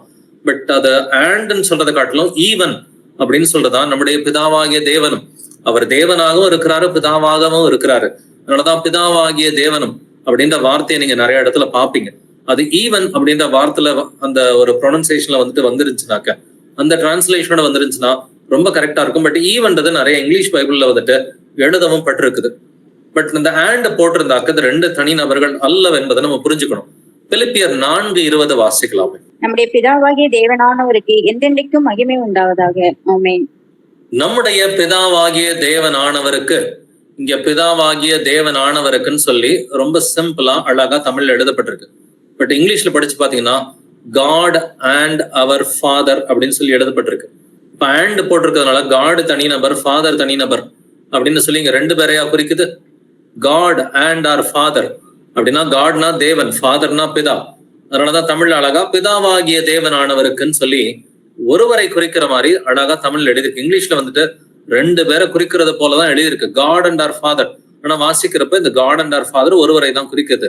காட்னா வந்துட்டு பிதாவாகிய தேவன் தான் அப்படின்னு நம்ம எடுத்துக்கிறோம் இல்லைங்களா. காட் அண்ட் ஆர் ஃபாதர் அப்படின்னு சொல்லும் பொழுது ஒருவரை குறிக்கிற மாதிரி எழுதுறோம். அப்படின்னா ஃபாதர் அண்ட் சன்னு சொல்லும் பொழுதும் ஒருவரை குறிக்கிற மாதிரி தான் நம்ம புரிஞ்சுக்கணும் அப்படின்றதுக்கு இந்த வசனங்கள் எல்லாமே ஆதாரமாக இருக்கிறது. கொலோசையர் 3:17 வாசிப்போம். வார்த்தையினாலாவது கிரியையினாலாவது நீங்கள் எதை செய்தாலும் அதையெல்லாம் கர்த்தராகிய இயேசுவின் நாமத்தினாலே செய்து அவர் முன்னிலையாக பிதாவாகிய தேவனை ஸ்தோத்திரியுங்கள். ஆமென். பிதாவாகிய தேவனை ஸ்தோத்தரியுங்கள் என்று எழுதி இருக்கிறது இல்லைங்களா. இதை இங்கிலீஷ்ல படிச்சு பாத்தீங்கன்னா giving thanks to God and the Father by him. இங்க காட் அண்ட் தி ஃபாதர், இங்க காட் தனியாவும் அண்ட் தி ஃபாதர் தனியாவும் தான் இங்கிலீஷ்ல எழுதப்பட்டிருக்கு. நடுவில் அண்ட் அப்படின்ற கனெக்டிங் வேர்டு வந்துட்டு இருக்குது. அதனால காட் தனிநபர், ஃபாதர் தனிநபர்னு நம்ம சொல்ல முடியுமா? முடியாது. ஏன்னா பிதா தான் தேவனாக இருக்கிறார். அதனாலதான் பிதாவாகிய தேவன் சொல்லி தமிழ்ல வந்துட்டு அழகாவே தமிழ் டிரான்ஸ்லேஷன் ரொம்ப அழகா இருக்குது இந்த வசனங்கள் எல்லாம். சோ இங்கிலீஷ்ல வந்துட்டு இது சரியா வரல, காட் அண்ட் தி ஃபாதர். இங்கிலீஷ்ல எப்படி வந்திருக்கணும்னா காட் ஈவன் த ஃபாதர் அப்படின்னு வந்திருக்கணும். இது ஆண்ட்ன்றத வந்துட்டு இது ஏற்கனவே சொன்னது போல கிரேக்க மொழியில வந்துட்டு KAI அப்படின்ற ப்ரொனன்சியேஷன்ல காய் அப்படின்ற வார்த்தையில தான் வரும். அது நிறைய இடத்துல ஈவன் அப்படின்னு வந்துருந்துச்சுனாக்கா அது கரெக்டா இருந்திருக்கு இங்கிலீஷ்ல.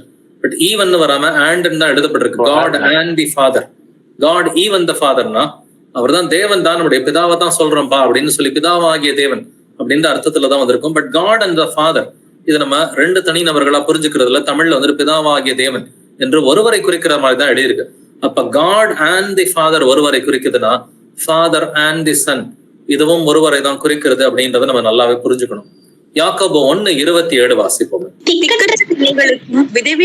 விதவைகளும் படுகிற உபத்திரவத்திலே அவர்களை விசாரிக்கிறதும் உலகத்தால் கரைப்படுத்தப்படாதபடிக்கு தன்னை காத்து கொள்ளுகிறதுமே பிதாவாகிய தேவனுக்கு முன்பாக மாசில்லாத சுத்தமான பக்தியாய் இருக்கிறது. ஆமென். இந்த வசனத்திலையும் இந்த வசனம் முடிகிறப்ப பிதாவாகிய தேவனுக்கு முன்பாக அப்படின்னு ஒருவரை குறிக்கிற மாதிரி தமிழ் எழுதப்பட்டிருக்கு. இங்கிலீஷ்ல காட் அண்ட் தி ஃபாதர்னு சொல்லி ரெண்டு பேரை குறிக்கிற மாதிரி தான் எழுதப்பட்டிருக்கு. ஆனா நம்ம புரிஞ்சுக்கிறப்ப ரெண்டு பேரா புரிஞ்சுக்கிறது இல்ல. காட் அண்ட் தி ஃபாதர் அப்படின்னா அது ஒருவர் தான் அப்படின்னு புரிஞ்சுக்கிறோம். அதே மாதிரிதான் இங்கிலீஷ்ல வாசிக்கிறப்ப ஃபாதர் அண்ட் தி சன் அப்படின்னு சொன்னாக்க ஒருவரை குறிக்கிற மாதிரி தான் எழுதியிருக்குது. இதுக்கு குமாரனை குறித்த வசனமே ஒரு எக்ஸாம்பிளா நம்ம எடுக்க முடியும். தீத்து 2:13 வசனம் வாசிக்கலாம். நாம் நம்பியிருக்கிற ஆனந்த பாக்கியத்துக்கும் மகாதேவனும் நமது இரட்சகருமாகிய இயேசு கிறிஸ்துவனுடைய மகிமையின் பிரசன்னமாகுதலுக்கும் எதிர்பார்த்து கொண்டிருக்கும்படி நமக்கு போதிக்கிறது. சோ நாம் நம்பி இருக்கிற ஆனந்த பாக்கியத்துக்கும் மகாதேவனும் நமது இரட்சகருமாகிய இயேசு கிறிஸ்து. மகாதேவனும் நமது இரட்சகருமாகிய இயேசு கிறிஸ்துனா இங்க மகாதேவன் வேற, நமது இரட்சகராகிய இயேசு கிறிஸ்து வேறையா? ஏன்னா இங்கிலீஷ்ல பாத்தீங்கன்னா great God and our saviour Jesus Christ, நடுவுல அண்ட் சொல்லி இருக்குதுங்க. இங்கிலீஷ்ல great God and our saviour Jesus Christ. தமிழ்ல அழகா டிரான்ஸ்லேஷன் வந்துருச்சு. மகாதேவனும் நமது இரட்சகருமாகிய இயேசு கிறிஸ்துவனுடைய, இங்க பிதாவாகிய தேவனும் நமது கர்த்தராகிய இயேசு கிறிஸ்துவும். இங்க நும்னு சொல்லி வந்துருச்சுன்னா அது ஒருவரை குறிக்கிறதா. மகாதேவனும் நமது இரட்சகருமாகிய இயேசு கிறிஸ்து இங்க ஒருவரை குறிப்பது. மகாதேவன் வேற, நமது இரட்சகராகிய இயேசு கிறிஸ்து வேறன்னு சொல்லி நம்ம படிக்கிறதுல மகாதேவனும் நமது இரட்சகருமாகிய இயேசு கிறிஸ்து அப்படின்னு சொன்னா அதே மாதிரிதான் பிதாவாகிய தேவனும் கர்த்தராகிய இயேசு கிறிஸ்துவும் அப்படின்னா அது ஒருவரை குறிப்பது. என்பதை நம்ம புரிஞ்சுக்கணும். பட் எதனால இந்த வசனங்கள்ல எல்லாம் வந்துட்டு இங்க கடவுளுடைய 2 தன்மைகள் குறிப்பிடப்பட்டிருக்குது. பிதாவாகிய தேவனாலும் கர்த்தராகிய இயேசு கிறிஸ்துவினாலும் சகோதரருக்கு சமாதானமும் விசுவாசத்தை கூடிய அன்பும் உண்டாவதாக, இப்படி எல்லாம் எழுதப்பட்டிருக்கும். நம்முடைய பிதாவாகிய தேவனாலும் கர்த்தராகிய இயேசு கிறிஸ்துவினாலும் உங்களுக்கு கிருபையும் சமாதானமும் உண்டாவதாக, இப்படி எல்லாம் எழுதப்பட்டிருக்கு. காரணம் என்னன்னாக்க, அந்த தேவனுடைய 2 தன்மைகளை நம்ம வந்துட்டு புரிஞ்சுக்கணும். அவருடைய சிருஷ்டி கர்த்தருக்குரிய தன்மையை வந்துட்டு அவர் மாம்சத்திலே நமக்கு இரட்சகராக வெளிப்பட்ட அந்த மாம்சத்திற்குரிய தன்மையை வந்துட்டு நம்ம புரிஞ்சுக்கணுன்றதுக்காக தான் கர்த்தர் இதை எழுதி இருக்கிறார். இந்த 2 ரோலையும் நம்ம புரிஞ்சுக்கணும். குறிப்பா குமாரனை விசுவாசிக்காம பிதா கிட்ட சென்றடைய முடியாது. நானே வழியும் சத்தியமும் ஜீவனுமாய் இருக்கிறேன், என்னாலே அல்லாமல் ஒருவனும் பிதாவினிடத்தில் வரான். அப்ப என்னாலே அல்லாமல் ஒருவனும் பிதாவினிடத்தில் வரேன்னா, இயேசுவை நீங்க விசுவசிக்கல அப்படின்னு சொன்னாக்க பிதா கிட்ட போக முடியாது. அது யூதர்களா இருந்தாலும் சரி, கடந்த 2000 வருஷமா உயிர் வாழ்கிற யூதர்களா இருந்தாலும் சரி, குமாரனை அங்கீகரிக்கலனா பிதா கிட்ட சென்றடைய முடியாது. பட் இந்த வசனத்தை அரமைக் பைபிள்ல வாசிச்சு பாத்தீங்கன்னா ரொம்ப ரொம்ப சர்ப்ரைசிங்கா இருக்கும். அரமைக் பைபிள் இந்த பிளைன் இங்கிலீஷ் அப்படின்னு சொல்லி இருக்கு. நம்ம எல்லோருக்குமே நன்றாக தெரிந்த யோவான் 14:6 அந்த அரமைக் பைபிள் இந்த பிளைன் இங்கிலீஷ்ல வாசிச்சு பாத்தீங்கன்னா, இங்க நானே அப்படின்னு இருக்கு இல்லைங்களா, இந்த ஒரே ஒரு வார்த்தை நானே இங்கிலீஷ்ல எப்படி இருக்கும்? ஐ ஆம். ஐ ஆம்னா என்னங்க அர்த்தம்? இருக்கிறவராக இருக்கிறவர் நானே. அதாவது ஐ ஆம், இருக்கிறவராக இருக்கிறவர் நானே, ஜீவனுள்ள தேவன் சொல்லி அர்த்தம். இத அரமைக் பைபிள்ல வாசிக்கிறேன். Yeshua said to him, I am the living God, the way and the truth and the life. No man comes to the Father but by me alone. அப்ப இங்க இயேசு கிறிஸ்து என்ன சொல்றாரு? I am the living God அப்படின்ற வார்த்தையை சொல்றாரு. இது Aramaic பைபிள்ல மட்டும் திரும்ப திரும்ப வருங்க புதிய ஏற்பாட்டுல. ஏன்னா அரமைக் தான் இயேசு கிறிஸ்து பேசிய மொழி இல்லைங்களா. அவர் ஹீப்ரு, அரமைக், கிரேக்க பாஷைகள்லாம் இயேசு கிறிஸ்து பேசி இருக்கிறார். பட் அவங்க நேட்டிவ்ல பேசப்பட்ட மொழி வந்துட்டு பாத்தீங்கன்னாக்க அரமைக் மொழி தான் வந்துட்டு பேசி இருக்கிறாங்க. அப்ப இந்த அரமைக் மொழியில வந்துட்டு பாத்தீங்கன்னா அந்த புதிய ஏற்பாடு டிரான்ஸ்லேஷன்ல பல வசனங்கள்ல இருக்குதுங்க. 1-2 வசனம் இல்ல. நான் வாசிக்கிறது யோவான் 14:6. இதே மாதிரி நீங்க யோவான் வந்துட்டு 8:58 வாசிச்சுக்குங்க, 8:24 வாசிச்சுக்குங்க. வந்துட்டு 13ஆம் அதிகாரம், 18ஆம் அதிகாரம், இல்ல மத்தேயு 14:27 பல வசனங்கள்ல வந்துட்டு இயேசு கிறிஸ்து பேசுவது எப்படி இருக்கணும்னா, ஐ ஆம் த லிவிங் காட் அப்படின்ற வார்த்தை மீண்டும் மீண்டும் அரமைக் பைபிள் எழுதி இருக்குது. நானே, இந்த நானேன்றது தமிழ்ல ரொம்ப இம்பார்ட்டன்ஸ் இல்லாம எழுதப்பட்டிருக்கு. இந்த நானே அப்படின்னு இயேசு கிறிஸ்து பேசும் பொழுதெல்லாம் தன்னுடைய உண்மையான வந்துட்டு அந்த வெயிட்டேஜ் வந்துட்டு அநேகருக்கு புரிவதில்லை. நானே, நான் சொல்றது வேற, நானேன்னு சொல்றது வேற. நானேன்னு சொன்னாக்கா ஐ ஆம், தி கிரேட் ஐ ஆம். ஐ ஆம்னாக்க இருக்கிறவராக இருக்கிறவர் நானே, ஜீவனுள்ள தேவனாக இருக்கிறவர் நானே. I am the living God அப்படின்னு சொல்லி அர்த்தம். இதை அரமைக் பைபிள்ல ஒரிஜினல் லாங்குவேஜ்ல அழகா பிடிச்சிட்டாங்க. அதனாலதான் ஒரிஜினல் லாங்குவேஜ்ல நானேன்னு எங்கெங்கெல்லாம் தமிழ்ல வருதோ, இயேசு கிறிஸ்து நானே, நானே அவர் என்று நீங்கள் விசுவசியாவிட்டால் உங்கள் பாவங்களிலே சாவீர்கள் அப்படின்னு யோவான் 8:24 சொல்றாரு. இந்த யோவான் 8:24 அரமைக் பைபிள்ல படிச்சு பாத்தீங்கன்னா ஐ ஆம் த லிவிங் காட் அப்படின்னு சொல்லி எழுதியிருக்கும். அப்ப ஜீவனுள்ள தேவன் அப்படின்னா 2 ஜீவனுள்ள தேவன் நமக்கு கிடையாதுங்க. நானே ஆடுகளுக்கு வாசல்னு சொல்லியிருக்கிறாரு. ஏன் சொல்லியிருக்கிறாரு?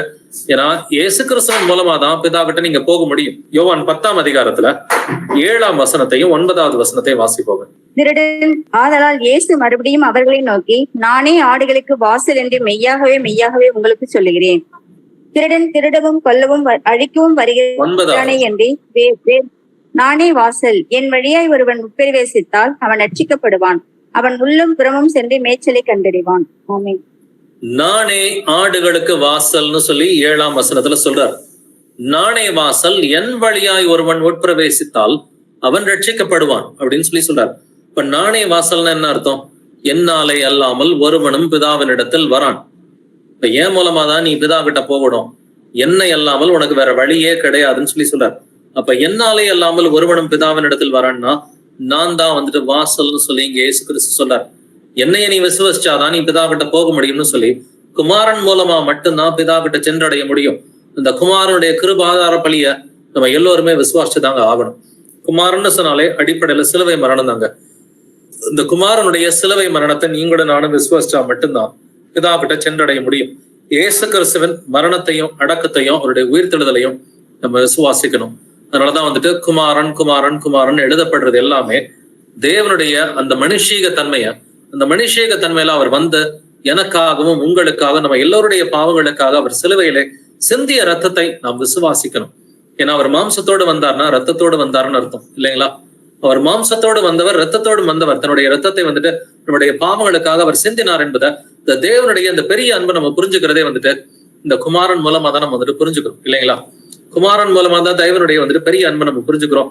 அவர் குமாரனை நமக்கு கொடுத்தது ரத்தத்தை சிந்தி சிலுவையிலே நம்முடைய பாவங்களுக்காக அவர் விலை கிரயத்தை செலுத்தினார். அப்படின்னா குமாரனை விசுவசிக்கலன்னா பிதா கிட்ட போகவே முடியாது, ரட்சிப்பே கிடையாது. அதான் குமாரன் சொல்றாரு, நானே ஆடுகளுக்கு வாசல், என் வழியாய் ஒருவன் உட்பிரவேசிக்கணும், அப்பொழுதுதான் அவன் ரட்சிக்கப்படுவான்னு சொல்லி அவர் சொல்றார். அப்ப நம்ம பிதா கிட்ட சேருகிற ஸ்லாக்கியமே குமாரன் மூலமா தான் நமக்கு கிடைக்குது. அதனாலதான் எபிரேயர் 7:25 மேலும் தமது மூலமாய் தேவனிடத்தில் சேருகிறவர்களுக்காக என்கிற வார்த்தை எழுதப்பட்டிருக்கு. நம்ம தேவன்கிட்ட சேர்றது வந்துட்டு நம்ம இயேசு கிறிஸ்துவின் மூலமா மட்டும்தான் தேவன்கிட்ட சேருகிறோம் என்று வேதம் தெளிவாவே சொல்லுது. வாசிக்கலாமே 1 தீமோத்தேயு 2ஆம் அதிகாரம் 5 முதல் 6 வசனங்கள்.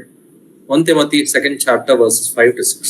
தேவன் ஒருவரே, தேவனுக்கும் மனுஷருக்கும் மத்தியஸ்தரும் ஒருவரே, எல்லாரையும் மீட்கும் பொருளாக தம்மை ஒப்பு கொடுத்த மனுஷனாகிய கிறிஸ்து இயேசு அவரே. இதற்குரிய சாட்சி ஏற்ற காலங்களில் விளங்கி வருகிறது. ஆமென். தேவன் ஒருவரே, நமக்கு தெரியும் தேவன் ஒருவர் தான், பிதாவாகிய தேவன் ஒருவர் தான். தேவனுக்கும் மனுஷருக்கும் மத்தியஸ்தரும் ஒருவரே. இந்த மத்தியஸ்தர் இயேசு கிறிஸ்துன்றது நமக்கு தெரியும். எல்லாரையும் மீட்கும் பொருளாக தம்மை ஒப்பு கொடுத்த மனுஷனாகிய கிறிஸ்து இயேசு அவரே.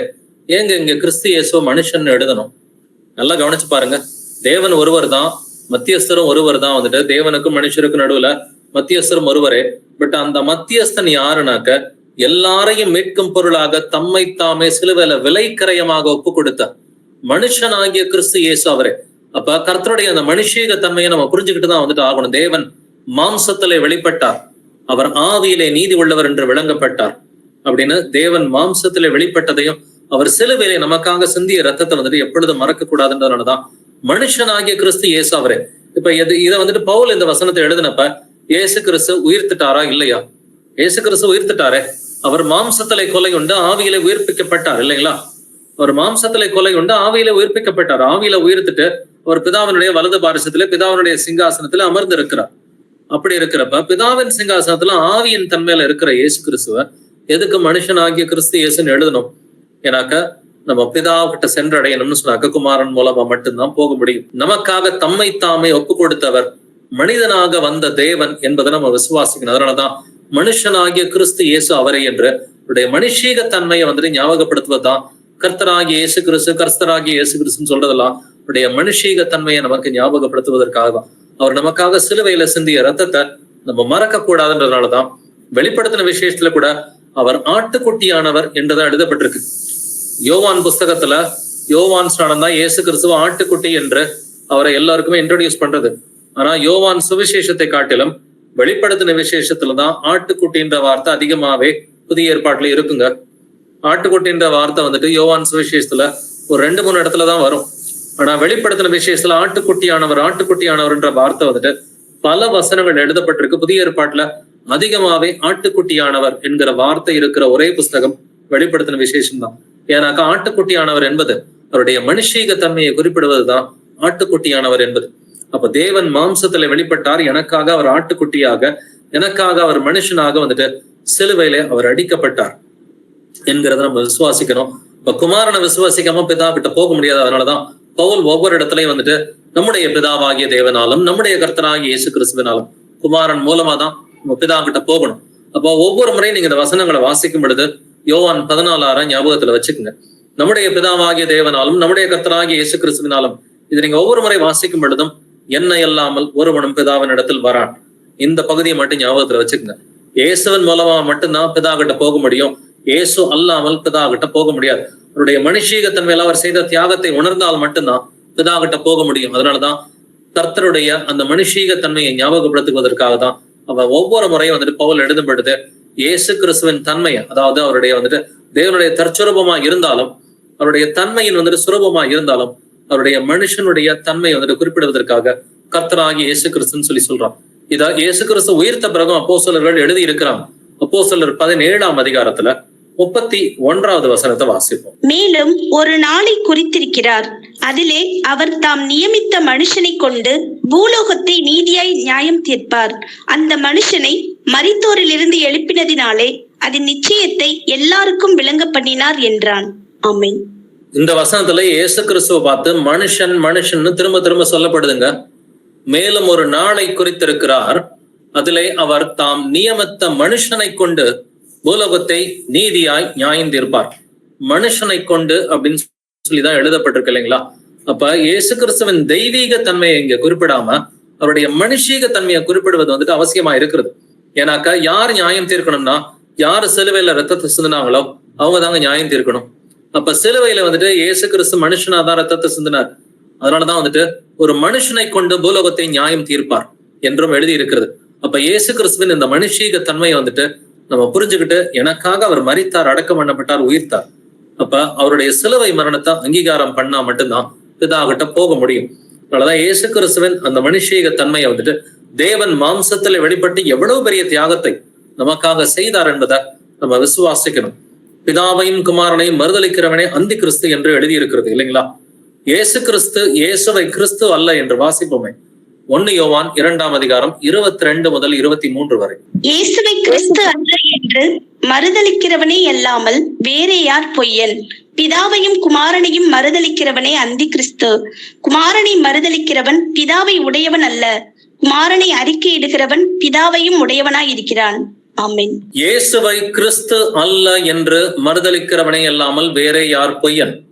இப்ப இயேசுவை கிறிஸ்து அல்ல அப்படின்னு சொன்னாக்க தேவன் மாம்சத்திலே வெளிப்பட்டார் அப்படிங்கறத வந்துட்டு ஒருத்தர் அங்கீகரிக்கல. குறிப்பா வந்துட்டு இஸ்லாமியர்களை பாத்தீங்கன்னாக்க இதை அவங்க ஏத்துக்க மாட்டாங்க. இயேசு கிறிஸ்து சிலுவையிலே வந்துட்டு அவர் மரித்தார் என்பதை அவங்க ஏத்துக்க மாட்டாங்க. இயேசுவை கிறிஸ்துன்னு சொல்லி ஏத்துக்க மாட்டாங்க. அப்படின்னா இயேசுவை கிறிஸ்து அல்ல என்று மறுதலிக்கிறவனை அல்லாமல் வேற யார் பொய்யன்? பிதாவையும் குமாரனையும் மறுதலிக்கிறவனே அந்தி கிறிஸ்து. குமாரனை மறுதலிச்சா பிதாவையும் சேர்த்து மறுதலிக்கிறோம்னு சொல்லி அர்த்தம். குமாரனை அறிக்கை பண்ணா பிதாவையும் சேர்த்து அறிக்கை பண்றோம்னு அர்த்தம். நல்லா புரிஞ்சுக்குங்க. பிதாவை மறுதலிக்கிறதும் அல்லது பிதாவை அங்கீகரிக்கிறதும் ஏத்துக்கிறதும் வந்துட்டு குமாரனை வச்சுதான் அப்படின்றத நம்ம புரிஞ்சுக்கணும். குமாரனை மறுதலிக்கிறவன் பிதாவை உடையவன் அல்ல என்று 23ஆவது வசனம் சொல்லுது. குமாரனை மட்டுமே மறுதலிச்சாலும் போதும், பிதா வந்துட்டு அவங்கள்ட்ட இருக்க மாட்டார். யூதர்கள் எடுத்துக்குங்க. யூதர்களுக்கு பிதாவை தெரியும், ஆனா குமாரனாகி இயேசு கிறிஸ்துவ அவங்க மறுதலிக்கிறாங்க. அப்படின்னா அவங்க கிட்ட பிதா கிடையாது. குமாரனை அறிக்கை எடுக்கிறவன் பிதாவையும் உடையவனா இருக்கிறான். இப்ப குமாரனை அறிக்கை பண்ணிதான், குமாரன் மூலமா தான் பிதா கிட்ட போகணும். என்னாலே அல்லாமல் ஒருவனும் பிதாவின் இடத்தில் வரான். அதனாலதான் நம்முடைய கர்த்தராகி இயேசு கிறிஸ்து என்ற எங்கெங்கெல்லாம் எழுதப்பட்டிருக்குதோ அப்படின்னாக்க இயேசு கிறிஸ்துவின் மனுஷீக தன்மையை ஏத்துக்கிட்டு அதை அங்கீகரிச்சா மட்டும்தான், அவருடைய சிலுவை மரணத்தை, அவருடைய உயிர்ப்பையும் சிலுவை மரணத்தையும் அங்கீகரிச்சா மட்டும்தான் பிதா கிட்ட சென்றடைய முடியும். அப்ப கர்த்தருடைய அந்த 2 தன்மைகளை வந்துட்டு குறிப்பிடுவதுதான் பவுல் எழுதின எல்லா லெட்டர்ஸ்லயும் இருக்குது. அது 1 தெசலோனிக்கர், 2 தெசலோனிக்கர், தீத்து, பிலமோன், இல்ல யோவான்லயுமே வந்துட்டு இருக்கும், 2 யோவான்ல வந்துட்டு இருக்கும். இப்படி கர்த்தருடைய வந்துட்டு அந்த 2 விதமான தன்மைகளை நம்முடைய பிதாவாகிய தேவனாலும் கர்த்தராகிய இயேசு கிறிஸ்துவனாலும் என்று சொல்வது கர்த்தருடைய இந்த 2 தன்மைகளை குறிப்பிடுவதற்காக தான் எழுதப்பட்டிருக்குது. மோஸ்ட் ஆஃப் த இந்த மாதிரி வசனங்கள்ல வந்துட்டு பாத்தீங்கன்னா பரிசுத்த ஆவி என்று எழுதப்பட்டிருக்காது. பட் இல்ல பிரதர், பரிசுத்த ஆவின்னு சேர்த்து புதிய ஏற்பாட்டுல ஒரு 2-3 இடத்துல வசனங்கள் இருக்குதே அப்படின்னு நீங்க சொல்லலாம். மத்தேயு 28:19 வந்துட்டு பிதா குமாரன் பரிசுத்த ஆவியின் நாமத்திலே அவர்களுக்கு ஞானஸ்நானம் கொடுத்து, பரிசுத்த ஆவியின் எங்கெங்கெல்லாம் எழுதப்படுமோ அந்த இடத்துலலாம் நமக்கான வழிநடத்துதல் இருக்குதுன்னு சொல்லி அர்த்தங்க. பிதாவாகிய தேவன் பரிசுத்த ஆவியாக நம்மிடையே குடிகொள்கிறார் அப்படின்ற அர்த்தத்துலதான் அங்க பரிசுத்த ஆவின்னு சொல்லி எழுதப்பட்டிருக்கும். பரிசுத்த ஆவி என்பது எதற்காக நமக்கு தேவை? நமக்குள்ளார வாசம் செய்வதற்காக. உங்களுடனே என்றென்றைக்கும் வாசம் செய்யும் சத்திய ஆவியானவர் என்று எழுதி இருக்கிறது. அப்படின்னா பிதா குமாரன் பரிசுத்த ஆவின்னு சொல்லி ஒரே வசனத்துல ஒரு 3-4 வசனங்கள் புதிய ஏற்பாட்டுல இருக்குது. அது வந்துட்டு எதை குறிக்கிறது? ஒரே தேவனுடைய 3 தன்மைகளை வந்துட்டு குறிக்கிறது. பிதாவாகிய தேவனா அவர் சிருஷ்டி கர்த்தராக அவரை குறிப்பிடுவது. அடுத்து குமாரன் அல்லது இயேசு கிறிஸ்துன்னு சொன்னாக்க அவருடைய மனுஷீக தன்மையை குறிப்பிடுவது. அவர் பரிசுத்த ஆவின்னு சொன்னாக்க அவர் மாம்சத்திலே கொலையுண்டு ஆவியிலே உயிர்ப்பிக்கப்பட்டார். கிறிஸ்துவின் ஆவி இல்லாதவன் அவருடையவன் அல்ல. இயேசு கிறிஸ்து ஆவியின் தன்மையில உங்களுக்குள்ளாரையும் எனக்குள்ளாரையும் செயல்படுவதுதான் பரிசுத்த ஆவி என்று எழுதப்பட்டிருக்கிறது. பிதா குமாரன் பரிசுத்த ஆவியின் நாமத்திலே ஞானஸ்நானம் கொடுத்து, இப்ப இங்க வந்துட்டு 3மே எழுதப்பட்டிருக்கு. இது 3 தன்மைகள் ஒரே கர்த்தருடைய 3 தன்மைகளா இருக்கிறது. பிதா குமாரன் பரிசுத்தாவி ஒரே கர்த்தருடைய 3 தன்மைகளை குறிக்கிறது தான் இந்த பிதா குமாரன் பரிசுத்தாவி. நாமத்திலே என்றுதான் குறிப்பிடப்பட்டிருக்கு, நாமங்களிலே அல்ல. தேவன் ஒருவர் என்பதற்கு இதை போல பெரிய வசனமே கிடையாதுங்க. மத்தேயு 28:19 தேவன் ஒருவர் என்பதை ஈஸியா ப்ரூவ் பண்ணிடலாம். நாமத்திலே என்றுதான் எழுதப்பட்டிருக்கு. இப்ப பிதா குமாரன் பரிசுத்தாவிக்கு ஒரே ஒரு நாமம் தான் இருக்குதுன்னா அவர் எத்தனை தேவன்? ஒரு தேவனா இருந்தாதான் ஒரு நாமம். 3 தனித்தனி தேவர்களா இருந்தாக்க 3 நாமங்கள் இருக்கணும். இப்ப பிதாகுமாரன் பரிசுத்தாவின் நாமத்திலே ஞானஸ்நானம் கொடுத்துனா ஒரே நாமத்துல ஞானஸ்நானம் கொடுக்கணும். அந்த நாமத்தின் பெயர் இயேசு. ஏன்னா பிதாவின் நாமம் தான் குமாரனுக்கு கொடுக்கப்பட்டுச்சுன்னு சொல்லி வேதம் சொல்லுது. எபிரேயர் 1:4 சரி, யோவான் 5:43, யோவான் 17:6, யோவான் 17:26 இந்த எல்லா வசனங்களையும் பாத்தீங்கன்னா பிதாவுடைய நாமம் தான் குமாரனுக்கு கொடுக்கப்பட்டது. பிதாவுக்கும் குமாரனுக்கும் ஒரே ஒரு நாமம் தான் இருக்கிறது. பரிசுத்தாவின் நாமம் என்ன? என் நாமத்தினாலே பிதா அனுப்ப போகிற பரிசுத்தாவின் வசனம் இருக்குது. பரிசுத்தாவின் நாமமும் இயேசுதாங்க. பரிசுத்தாவின் நாமமும் இயேசுதான், அதுல டவுட்டே கிடையாது. பரிசுத்தாவி யாரும் நம்ம ஏற்கனவே வாசித்தது போல பிதாவின் ஆவி அல்லது குமாரனுடைய ஆவியை தான் பரிசுத்தாவின்னு சொல்றோம். இப்ப பேசுகிறவர்கள் நீங்கள் அல்ல, பிதாவின் ஆவியே உங்களிலிருந்து பேசுகிறார் என்கிற வசனத்தை மத்தேயு 10:20 வாசிச்சோம். அதே வசனத்தை மார்க் 13:5 வாசிச்சோம்னாக்க 13:15 பேசுகிறவர்கள் நீங்கள் அல்ல, பரிசுத்த ஆவியானவரை உங்களிலிருந்து பேசுகிறார். பிதாவின் ஆவியும் பரிசுத்த ஆவியும் ஒரே ஆவிதான். தேவனுடைய ஆவி உங்களில் வாசமா இருந்தால் அப்படின்ற அந்த வசனத்துல ரோமர் 8:9 வாசிச்சு பாத்தீங்கன்னா தேவனுடைய ஆவி உங்களில் வாசமா இருந்தால், அப்ப அதே வசனத்துல கிறிஸ்துவின் ஆவி இல்லாதவன் அவருடையவன் அல்ல. தேவனுடைய ஆவியும் பரிசுத்த ஆவியும் கிறிஸ்துவின் ஆவியும் ஒரே ஆவிதான் என்று வேதம் சொல்கிறது. இதே மாதிரிதான் 2 கொரிந்தியர் 13:14 கர்த்தராகிய இயேசு கிறிஸ்துவனுடைய கிருபையும் தேவனுடைய அன்பும் பரிசுத்த ஆவியினுடைய ஐக்கியமும் உங்கள் அனைவரோடும் கூட இருப்பதாக என்று எழுதியிருக்கிறது. இப்ப கர்த்தருடைய 3 தன்மைகள் இந்த ஒரே வசனத்துல எழுதப்பட்டிருக்கு. கர்த்தராகிய இயேசு கிறிஸ்துவனுடைய கிருபை, இது மாம்சத்திலே வந்த தேவனை குறிப்பிடுவது. தேவனுடைய அன்பு, பிதாவினுடைய அன்பை குறிப்பிடுவது. தேவனுடைய அன்புன்னு சொன்னாக்க நம்மை சிருஷ்டி கர்த்தராக தம்மை காண்பிக்கிறாருங்க. இங்க பிதா அப்படின்னு சொல்லப்படும் பொழுதெல்லாம், தேவன் சொல்லப்படும் பொழுதெல்லாம் அவரை சிருஷ்டி கர்த்தராக, அவரை சர்வ வல்லமையுள்ள தேவனாக காண்பிப்பதற்காக எழுதப்பட்ட வார்த்தைகள் தான். கர்த்தராகிய இயேசு கிறிஸ்து சொன்ன அவருடைய மனுஷிக தன்மைய, அவருடைய சிலுவை மரணத்தை காண்பிக்கிறதுக்காக எழுதப்பட்டது. பரிசுத்த ஆவியினுடைய ஐக்கியம். அப்ப சபையாக நமக்குள்ள ஐக்கியம் எப்படி வருகிறது? பரிசுத்த ஆவி இல்லைன்னா நம்ம எல்லாருமே ஒவ்வொருத்தரும் ஒவ்வொரு மாதிரி சிந்தித்து ஒவ்வொரு மாதிரி பேசிக்கிட்டு இருப்போம். நமக்குள்ளார ஒரு ஐக்கியம் வேணும்னு சொன்னாக்க அந்த ஐக்கியம் பரிசுத்த ஆவியினால மட்டும்தான் முடியும். அப்படின்னா பரிசுத்த ஆவி என்பது பிதாவினுடைய ஆவி நமக்குள்ளார செயல்படுது. இயேசு கிறிஸ்துவனுடைய ஆவி ஒரே ஆவியாக விசுவாசிகளுக்குள் செயல்படுவது, இதான் பரிசுத்த ஆவி. அப்ப நமக்குள் வழிநடத்துபவராக இருப்பவரை குறிக்கணும்னா பரிசுத்த ஆவின்னு சொல்லி தாங்க எழுதணும். வேற வழியே கிடையாது. நமக்குள்ளார யாரு வழி நடத்துறா அப்படின்னு சொன்னாக்க பரிசுத்த ஆவி. ஏன்னா மாம்சத்துல இருந்தா அவரால் வழி நடத்த முடியாது. அதனாலதான் நான் போவது உங்களுக்கு நலமாய் இருக்கும்னு சொல்லி இயேசு கிறிஸ்து சொன்னார். நான் போவேன் என்றால் பரிசுத்த ஆவியானவரை உங்களிடத்துல அனுப்புவேன். இப்ப இயேசு கிறிஸ்து மாம்சத்துல இருந்து எல்லோருமே வழி நடத்த முடியாது இல்லைங்களா? அவர் மாம்சத்துல இருந்த வரைக்கும் அவர் மில்லியன்ஸ் ஆஃப் பீப்புளை வழி நடத்தணும்னா அவர் ஆவியின் தன்மையில அவர் இருக்கணும். அதனாலதான் நான் போவது உங்களுக்கு நலமாய் இருக்கும், நான் போய் பரிசுத்த ஆவியை உங்களிடத்தில் அனுப்புவேன்னு சொல்லி சொன்னார். இப்ப நமக்குள்ளார செயல்படுவது கிறிஸ்துவின் ஆவி. பிதாவின் ஆவின்னு சொல்லலாம், கிறிஸ்துவின் ஆவின்னு சொல்லுங்க, இல்ல பரிசுத்த ஆவின்னு சொல்லுங்க. அப்ப நம்மள வழி நடத்துறது, தேவனிடத்தில் நம்மை வழி நடத்துவது பரிசுத்த ஆவி. அதனாலதான் எங்கெங்கெல்லாம் பரிசுத்த ஆவின்னு கொடுக்கப்பட்டிருக்கோ இது விசுவாசிகள் சம்பந்தமாக எழுதப்பட்டிருக்கிற ஒரு வார்த்தை என்றதை நம்ம புரிஞ்சுக்கணும். அப்ப இது தேவனுடைய 3 தன்மைகளை குறிப்பிடுவது.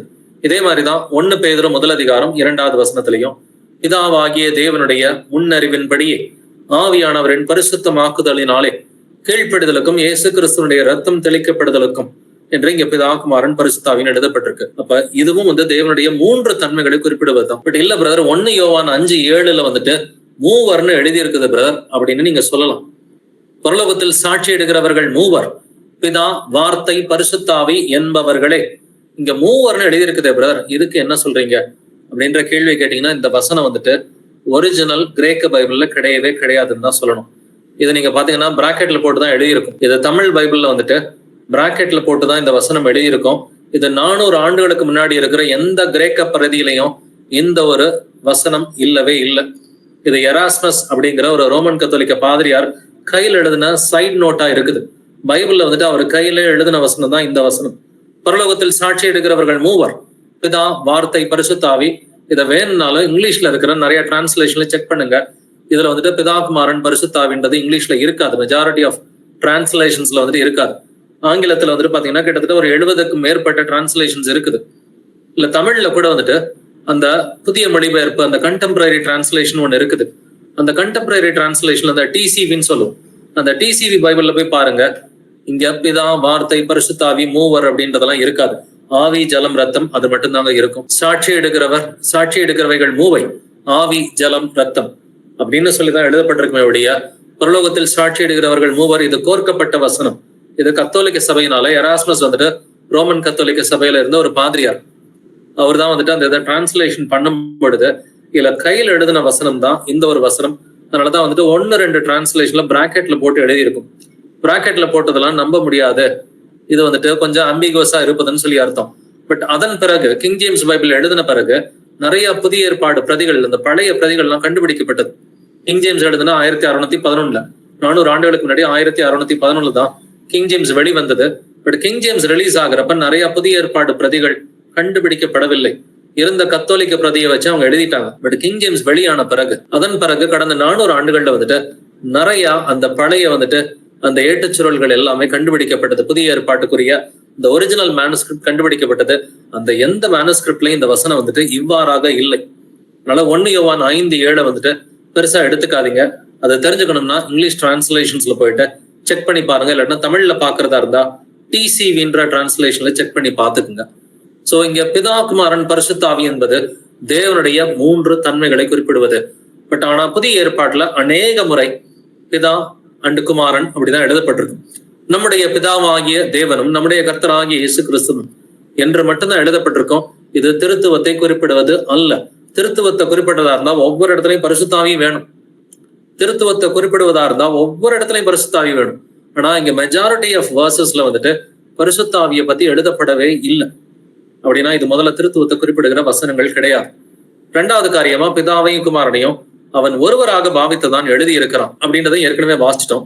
கடைசியா ஒரு 2 வசனங்கள் பிதாவையும் குமாரனையும் அவன் ஒருவராக பாவித்ததான் எழுதி இருக்கிறான் அப்படின்றத வாசித்து இந்த பைபிள் ஸ்டடியை நிறைவு செய்யலாம். 1 தெசலோனிக்கர் 3:11 வசனம் வாசிக்கலாம். நம்முடைய பிதாவாகிய தேவனும் நம்முடைய கர்த்தராகிய இயேசு கிறிஸ்துவும் உங்களிடத்திற்கு எங்களை நேராக வழிநடத்துவாராக. ஆமென். நம்முடைய பிதாவாகிய தேவனும் நம்முடைய கர்த்தராகிய இயேசு கிறிஸ்துவும், இங்க பிதாவாகிய தேவனையும் கர்த்தராகிய இயேசு கிறிஸ்துவையும் வந்துட்டு பேசுறான். உங்களிடத்திற்கு எங்களை நேராக வழி நடத்துவாராக, ஒருவராக பாவித்துதான் எழுதியிருக்கிறான். 2 பேரா இருந்தாக்க வழி நடத்துவார்களாக என்று எழுதியிருக்கணும். இங்க பிதாவாகிய தேவனும் இயேசு கிறிஸ்துவும் ஒருவர் என்பதை வந்துட்டு ஆணித்தரமா வழி நடத்துவாராக என்று சிங்குலர்ல தான் இங்க எழுதப்பட்டிருக்கு. 2 தெசலோனிக்கர் 2:16 முதல் 17 வசனங்களை வாசிப்போங்க. 2 தெசலோனிக்கர் 2:16. கர்த்தராகிய இயேசு கிறிஸ்துவும் நம்மிடத்தில் அன்பு கூர்ந்து நித்திய ஆறுதலையும் நல்நம்பிக்கையையும் கிருபையாய் நமக்கு கொடுத்திருக்கிற நம்முடைய பிதாவாகிய தேவனும் உங்கள் இருதயங்களை தேற்றி எல்லா நல்வசனத்திலும் நற்கிரியையிலும் உங்களை ஸ்திரப்படுத்துவாராக. ஆமென். உங்களை ஸ்திரப்படுத்துவாராகன்னு சொல்லி ஒருவராக குறித்து எழுதுவது போலதான் எழுதியிருக்கான். பட் யாரு? 16வது வசனத்துல முதல் 3 வார்த்தைகள்ல நம்முடைய கர்த்தராகிய இயேசு கிறிஸ்துவும், அதே 16வது வசனத்துல கடைசி 3 வார்த்தைகள் நம்முடைய பிதாவாகிய தேவனும். நம்முடைய கர்த்தராகிய இயேசு கிறிஸ்துவும் நம்முடைய பிதாவாகிய தேவனும் உங்களை ஸ்திரப்படுத்துவாராக ஒருவராக பாவித்துதான் இங்க வந்துட்டு எழுதியிருக்கிறான். அப்ப 1 தெசலோனிக்கர் 3:11, 2 தெசலோனிக்கர் 2:16, 17 இந்த 2 வசனங்கள்லயும் வந்துட்டு பாத்தீங்கன்னாக்க பிதாவையும் குமாரனையும் ஒருவராக பாவித்துதான் பவுல் எழுதியிருக்கிறான். இதே மாதிரி 1 தெசலோனிக்கர் 4:14 சொல்லலாம். வெளிப்படுத்தின விசேஷம் 11:15 சொல்லலாம். வெளிப்படுத்தின விசேஷத்துல தேவனும் ஆட்டுக்குட்டியானவரும் இருக்கிற சிங்காசனத்தை குறித்து நம்ம ஒரு இன்ட்ரோடக்ஷன் இன்னைக்கு பார்த்தோம். அடுத்த வாரம் இந்த சிங்காசனத்தை குறித்து ரொம்ப டீடைல்டா டிஸ்கஸ் பண்ண போறோம். வந்துட்டு அடுத்த வாரத்துல அந்த கர்த்தருடைய சிங்காசனம் எப்படிப்பட்டது அப்படின்றத குறித்து, அதற்கும் தேவன் ஒருவர் என்பதற்கு குறித்தும், பழைய ஏற்பாட்டுல சிங்காசனத்தை பத்தி எப்படிலாம் எழுதியிருக்கிறாங்க, அதனுடைய மகத்துவம் அதனுடைய மகிமை குறித்து நம்ம அடுத்த வாரம் ஆராய்ந்து பார்க்க போகிறோம். பட் இன்றைக்குமே நம்ம சிங்காசனத்தை பத்தி நம்ம படிச்சு பார்த்தோம். வெளிப்படுத்தின விசேஷம் 4:2 வந்துட்டு பரலோகத்திலே ஒரு சிங்காசனம் வைக்கப்பட்டிருந்தது, அதிலே ஒருவர் வீற்றிருந்தார் என்று எழுதியிருக்கிறது. ஆனா வெளிப்படுத்தின விசேஷம் 3:21 நான் ஜெயம் கொண்டு என் பிதாவின் சிங்காசனத்திலே அவரோட கூட உட்கார்ந்து இருக்கிறது போல, நான் பிதாவோட உட்கார்ந்து இருக்கிறேன்றாரு. நான் பாக்குறது வந்துட்டு ஒருத்தரை தான் பார்க்க முடியுது. ஏன்னா தேவனுடைய தன்மையின் சுரூபமாக இயேசு கிறிஸ்து இருக்கிறார். அதரிசனமான தேவனுடைய தற்சுரூபமா இயேசு கிறிஸ்து இருக்கிறார். நானும் பிதாவும் ஒன்றா இருக்கிறோம்ன்றது உலோகத்துல மட்டும் இல்லைங்க, பரலோகத்திலையும் பிதாவும் இயேசும் ஒருவராக தான் இருக்கிறார். அங்க பிதாவினுடைய சிங்காசனத்துலதான் இயேசு கிறிஸ்து அமர்ந்து இருக்கிறார். அதனாலதான் வெளிப்படுத்தின விசேஷம் 22ஆம் அதிகாரத்துல 2 இடத்துல தேவனும் ஆட்டுக்குட்டியானவரும் இருக்கிற சிங்காசனம் என்ற முதல் வசனத்திலையும் 3வது வசனத்தை எழுதப்பட்டிருக்குது. சோ இந்த சிங்காசனத்தின் மகிமை பெரியது. நம்ம இதை குறித்து செப்பரேட்டா பைபிள் ஸ்டடியில வந்துட்டு ஆராய்ந்து பார்க்கலாம். புதிய ஏற்பாட்டுல எங்கெங்கெல்லாம் வந்துட்டு பவுல் வந்துட்டு எழுதி இருக்கிறானோ, நம்முடைய பிதாவாகிய தேவனாலும் நம்முடைய கர்த்தராகிய இயேசு கிறிஸ்துவினாலும் உங்களுக்கு கிருபையும் சமாதானம் உண்டாவதாக, இது ஒருவராக பாவித்துதான் எழுதியிருக்கிறான். இங்க திருத்துவத்துக்கு வேலையே கிடையாது. 2 நபர்களை குறித்து பேசல. கர்த்தருடைய 2 தன்மைகளை குறித்து பேசி இருக்கிறான் வந்துட்டு. அப்ப என்ன 2 தன்மைகள்? பிதாவாகிய தேவன் என்பது அவருடைய சிருஷ்டி கர்த்தருக்குரிய தன்மை, சர்வ வல்லமை உள்ள தன்மையை காண்பிக்கிறது. கர்த்தராகிய இயேசு கிறிஸ்து என்பது தேவன் மாம்சத்துல வெளிப்பட்ட அவருடைய மனுஷீக தன்மையும் அவருடைய சிலுவை மரணத்தையும் அவருடைய உயிர்ப்பையும் வந்துட்டு நம்ம விசுவாசிக்கிறதுக்காக எழுதப்பட்டது. இதற்குரிய அடிப்படை வசனமே யோவான் 14:6 தான் வந்துட்டு, என்னாலே அல்லாமல் ஒருவனும் பிதாவின் இடத்தில் வரான், இயேசு கிறிஸ்துவின் மூலமாக அன்றி பிதாவின் இடத்தில் சென்றடைய முடியாது என்பதற்காக தான் அப்போஸ்தலன் பவுல் அழுத்தி கர்த்தராகிய இயேசு கிறிஸ்துன்னு சொல்லி பல இடத்துல எழுதியிருக்கிறோம். அப்படின்னா பிதாவாகிய தேவனாலும் கர்த்தராகிய இயேசு கிறிஸ்துவினாலும் என்பது ஒருவரை குறிப்பது என்பதை நம்ம இதன் மூலமா நான் வந்துட்டு புரிஞ்சுக்கலாம். மற்றவர்களுக்கும் இதை விளக்கி சொல்ல வேண்டிய கட்டாயம் நம்மளை போன்ற சகோதர சகோதரர்களுக்கு இருக்கிறது. Praise Lord brothers and sisters. இந்த படிப்பினைக்கான கேள்விகள் இருந்தா ஸ்கிரீன்ல இருக்கிற மொபைல் நம்பருக்கு கால் பண்ணுங்க, இல்ல வாட்ஸ்அப்ல மெசேஜ் அனுப்புங்க. Praise the Lord Jesus. May God bless you all.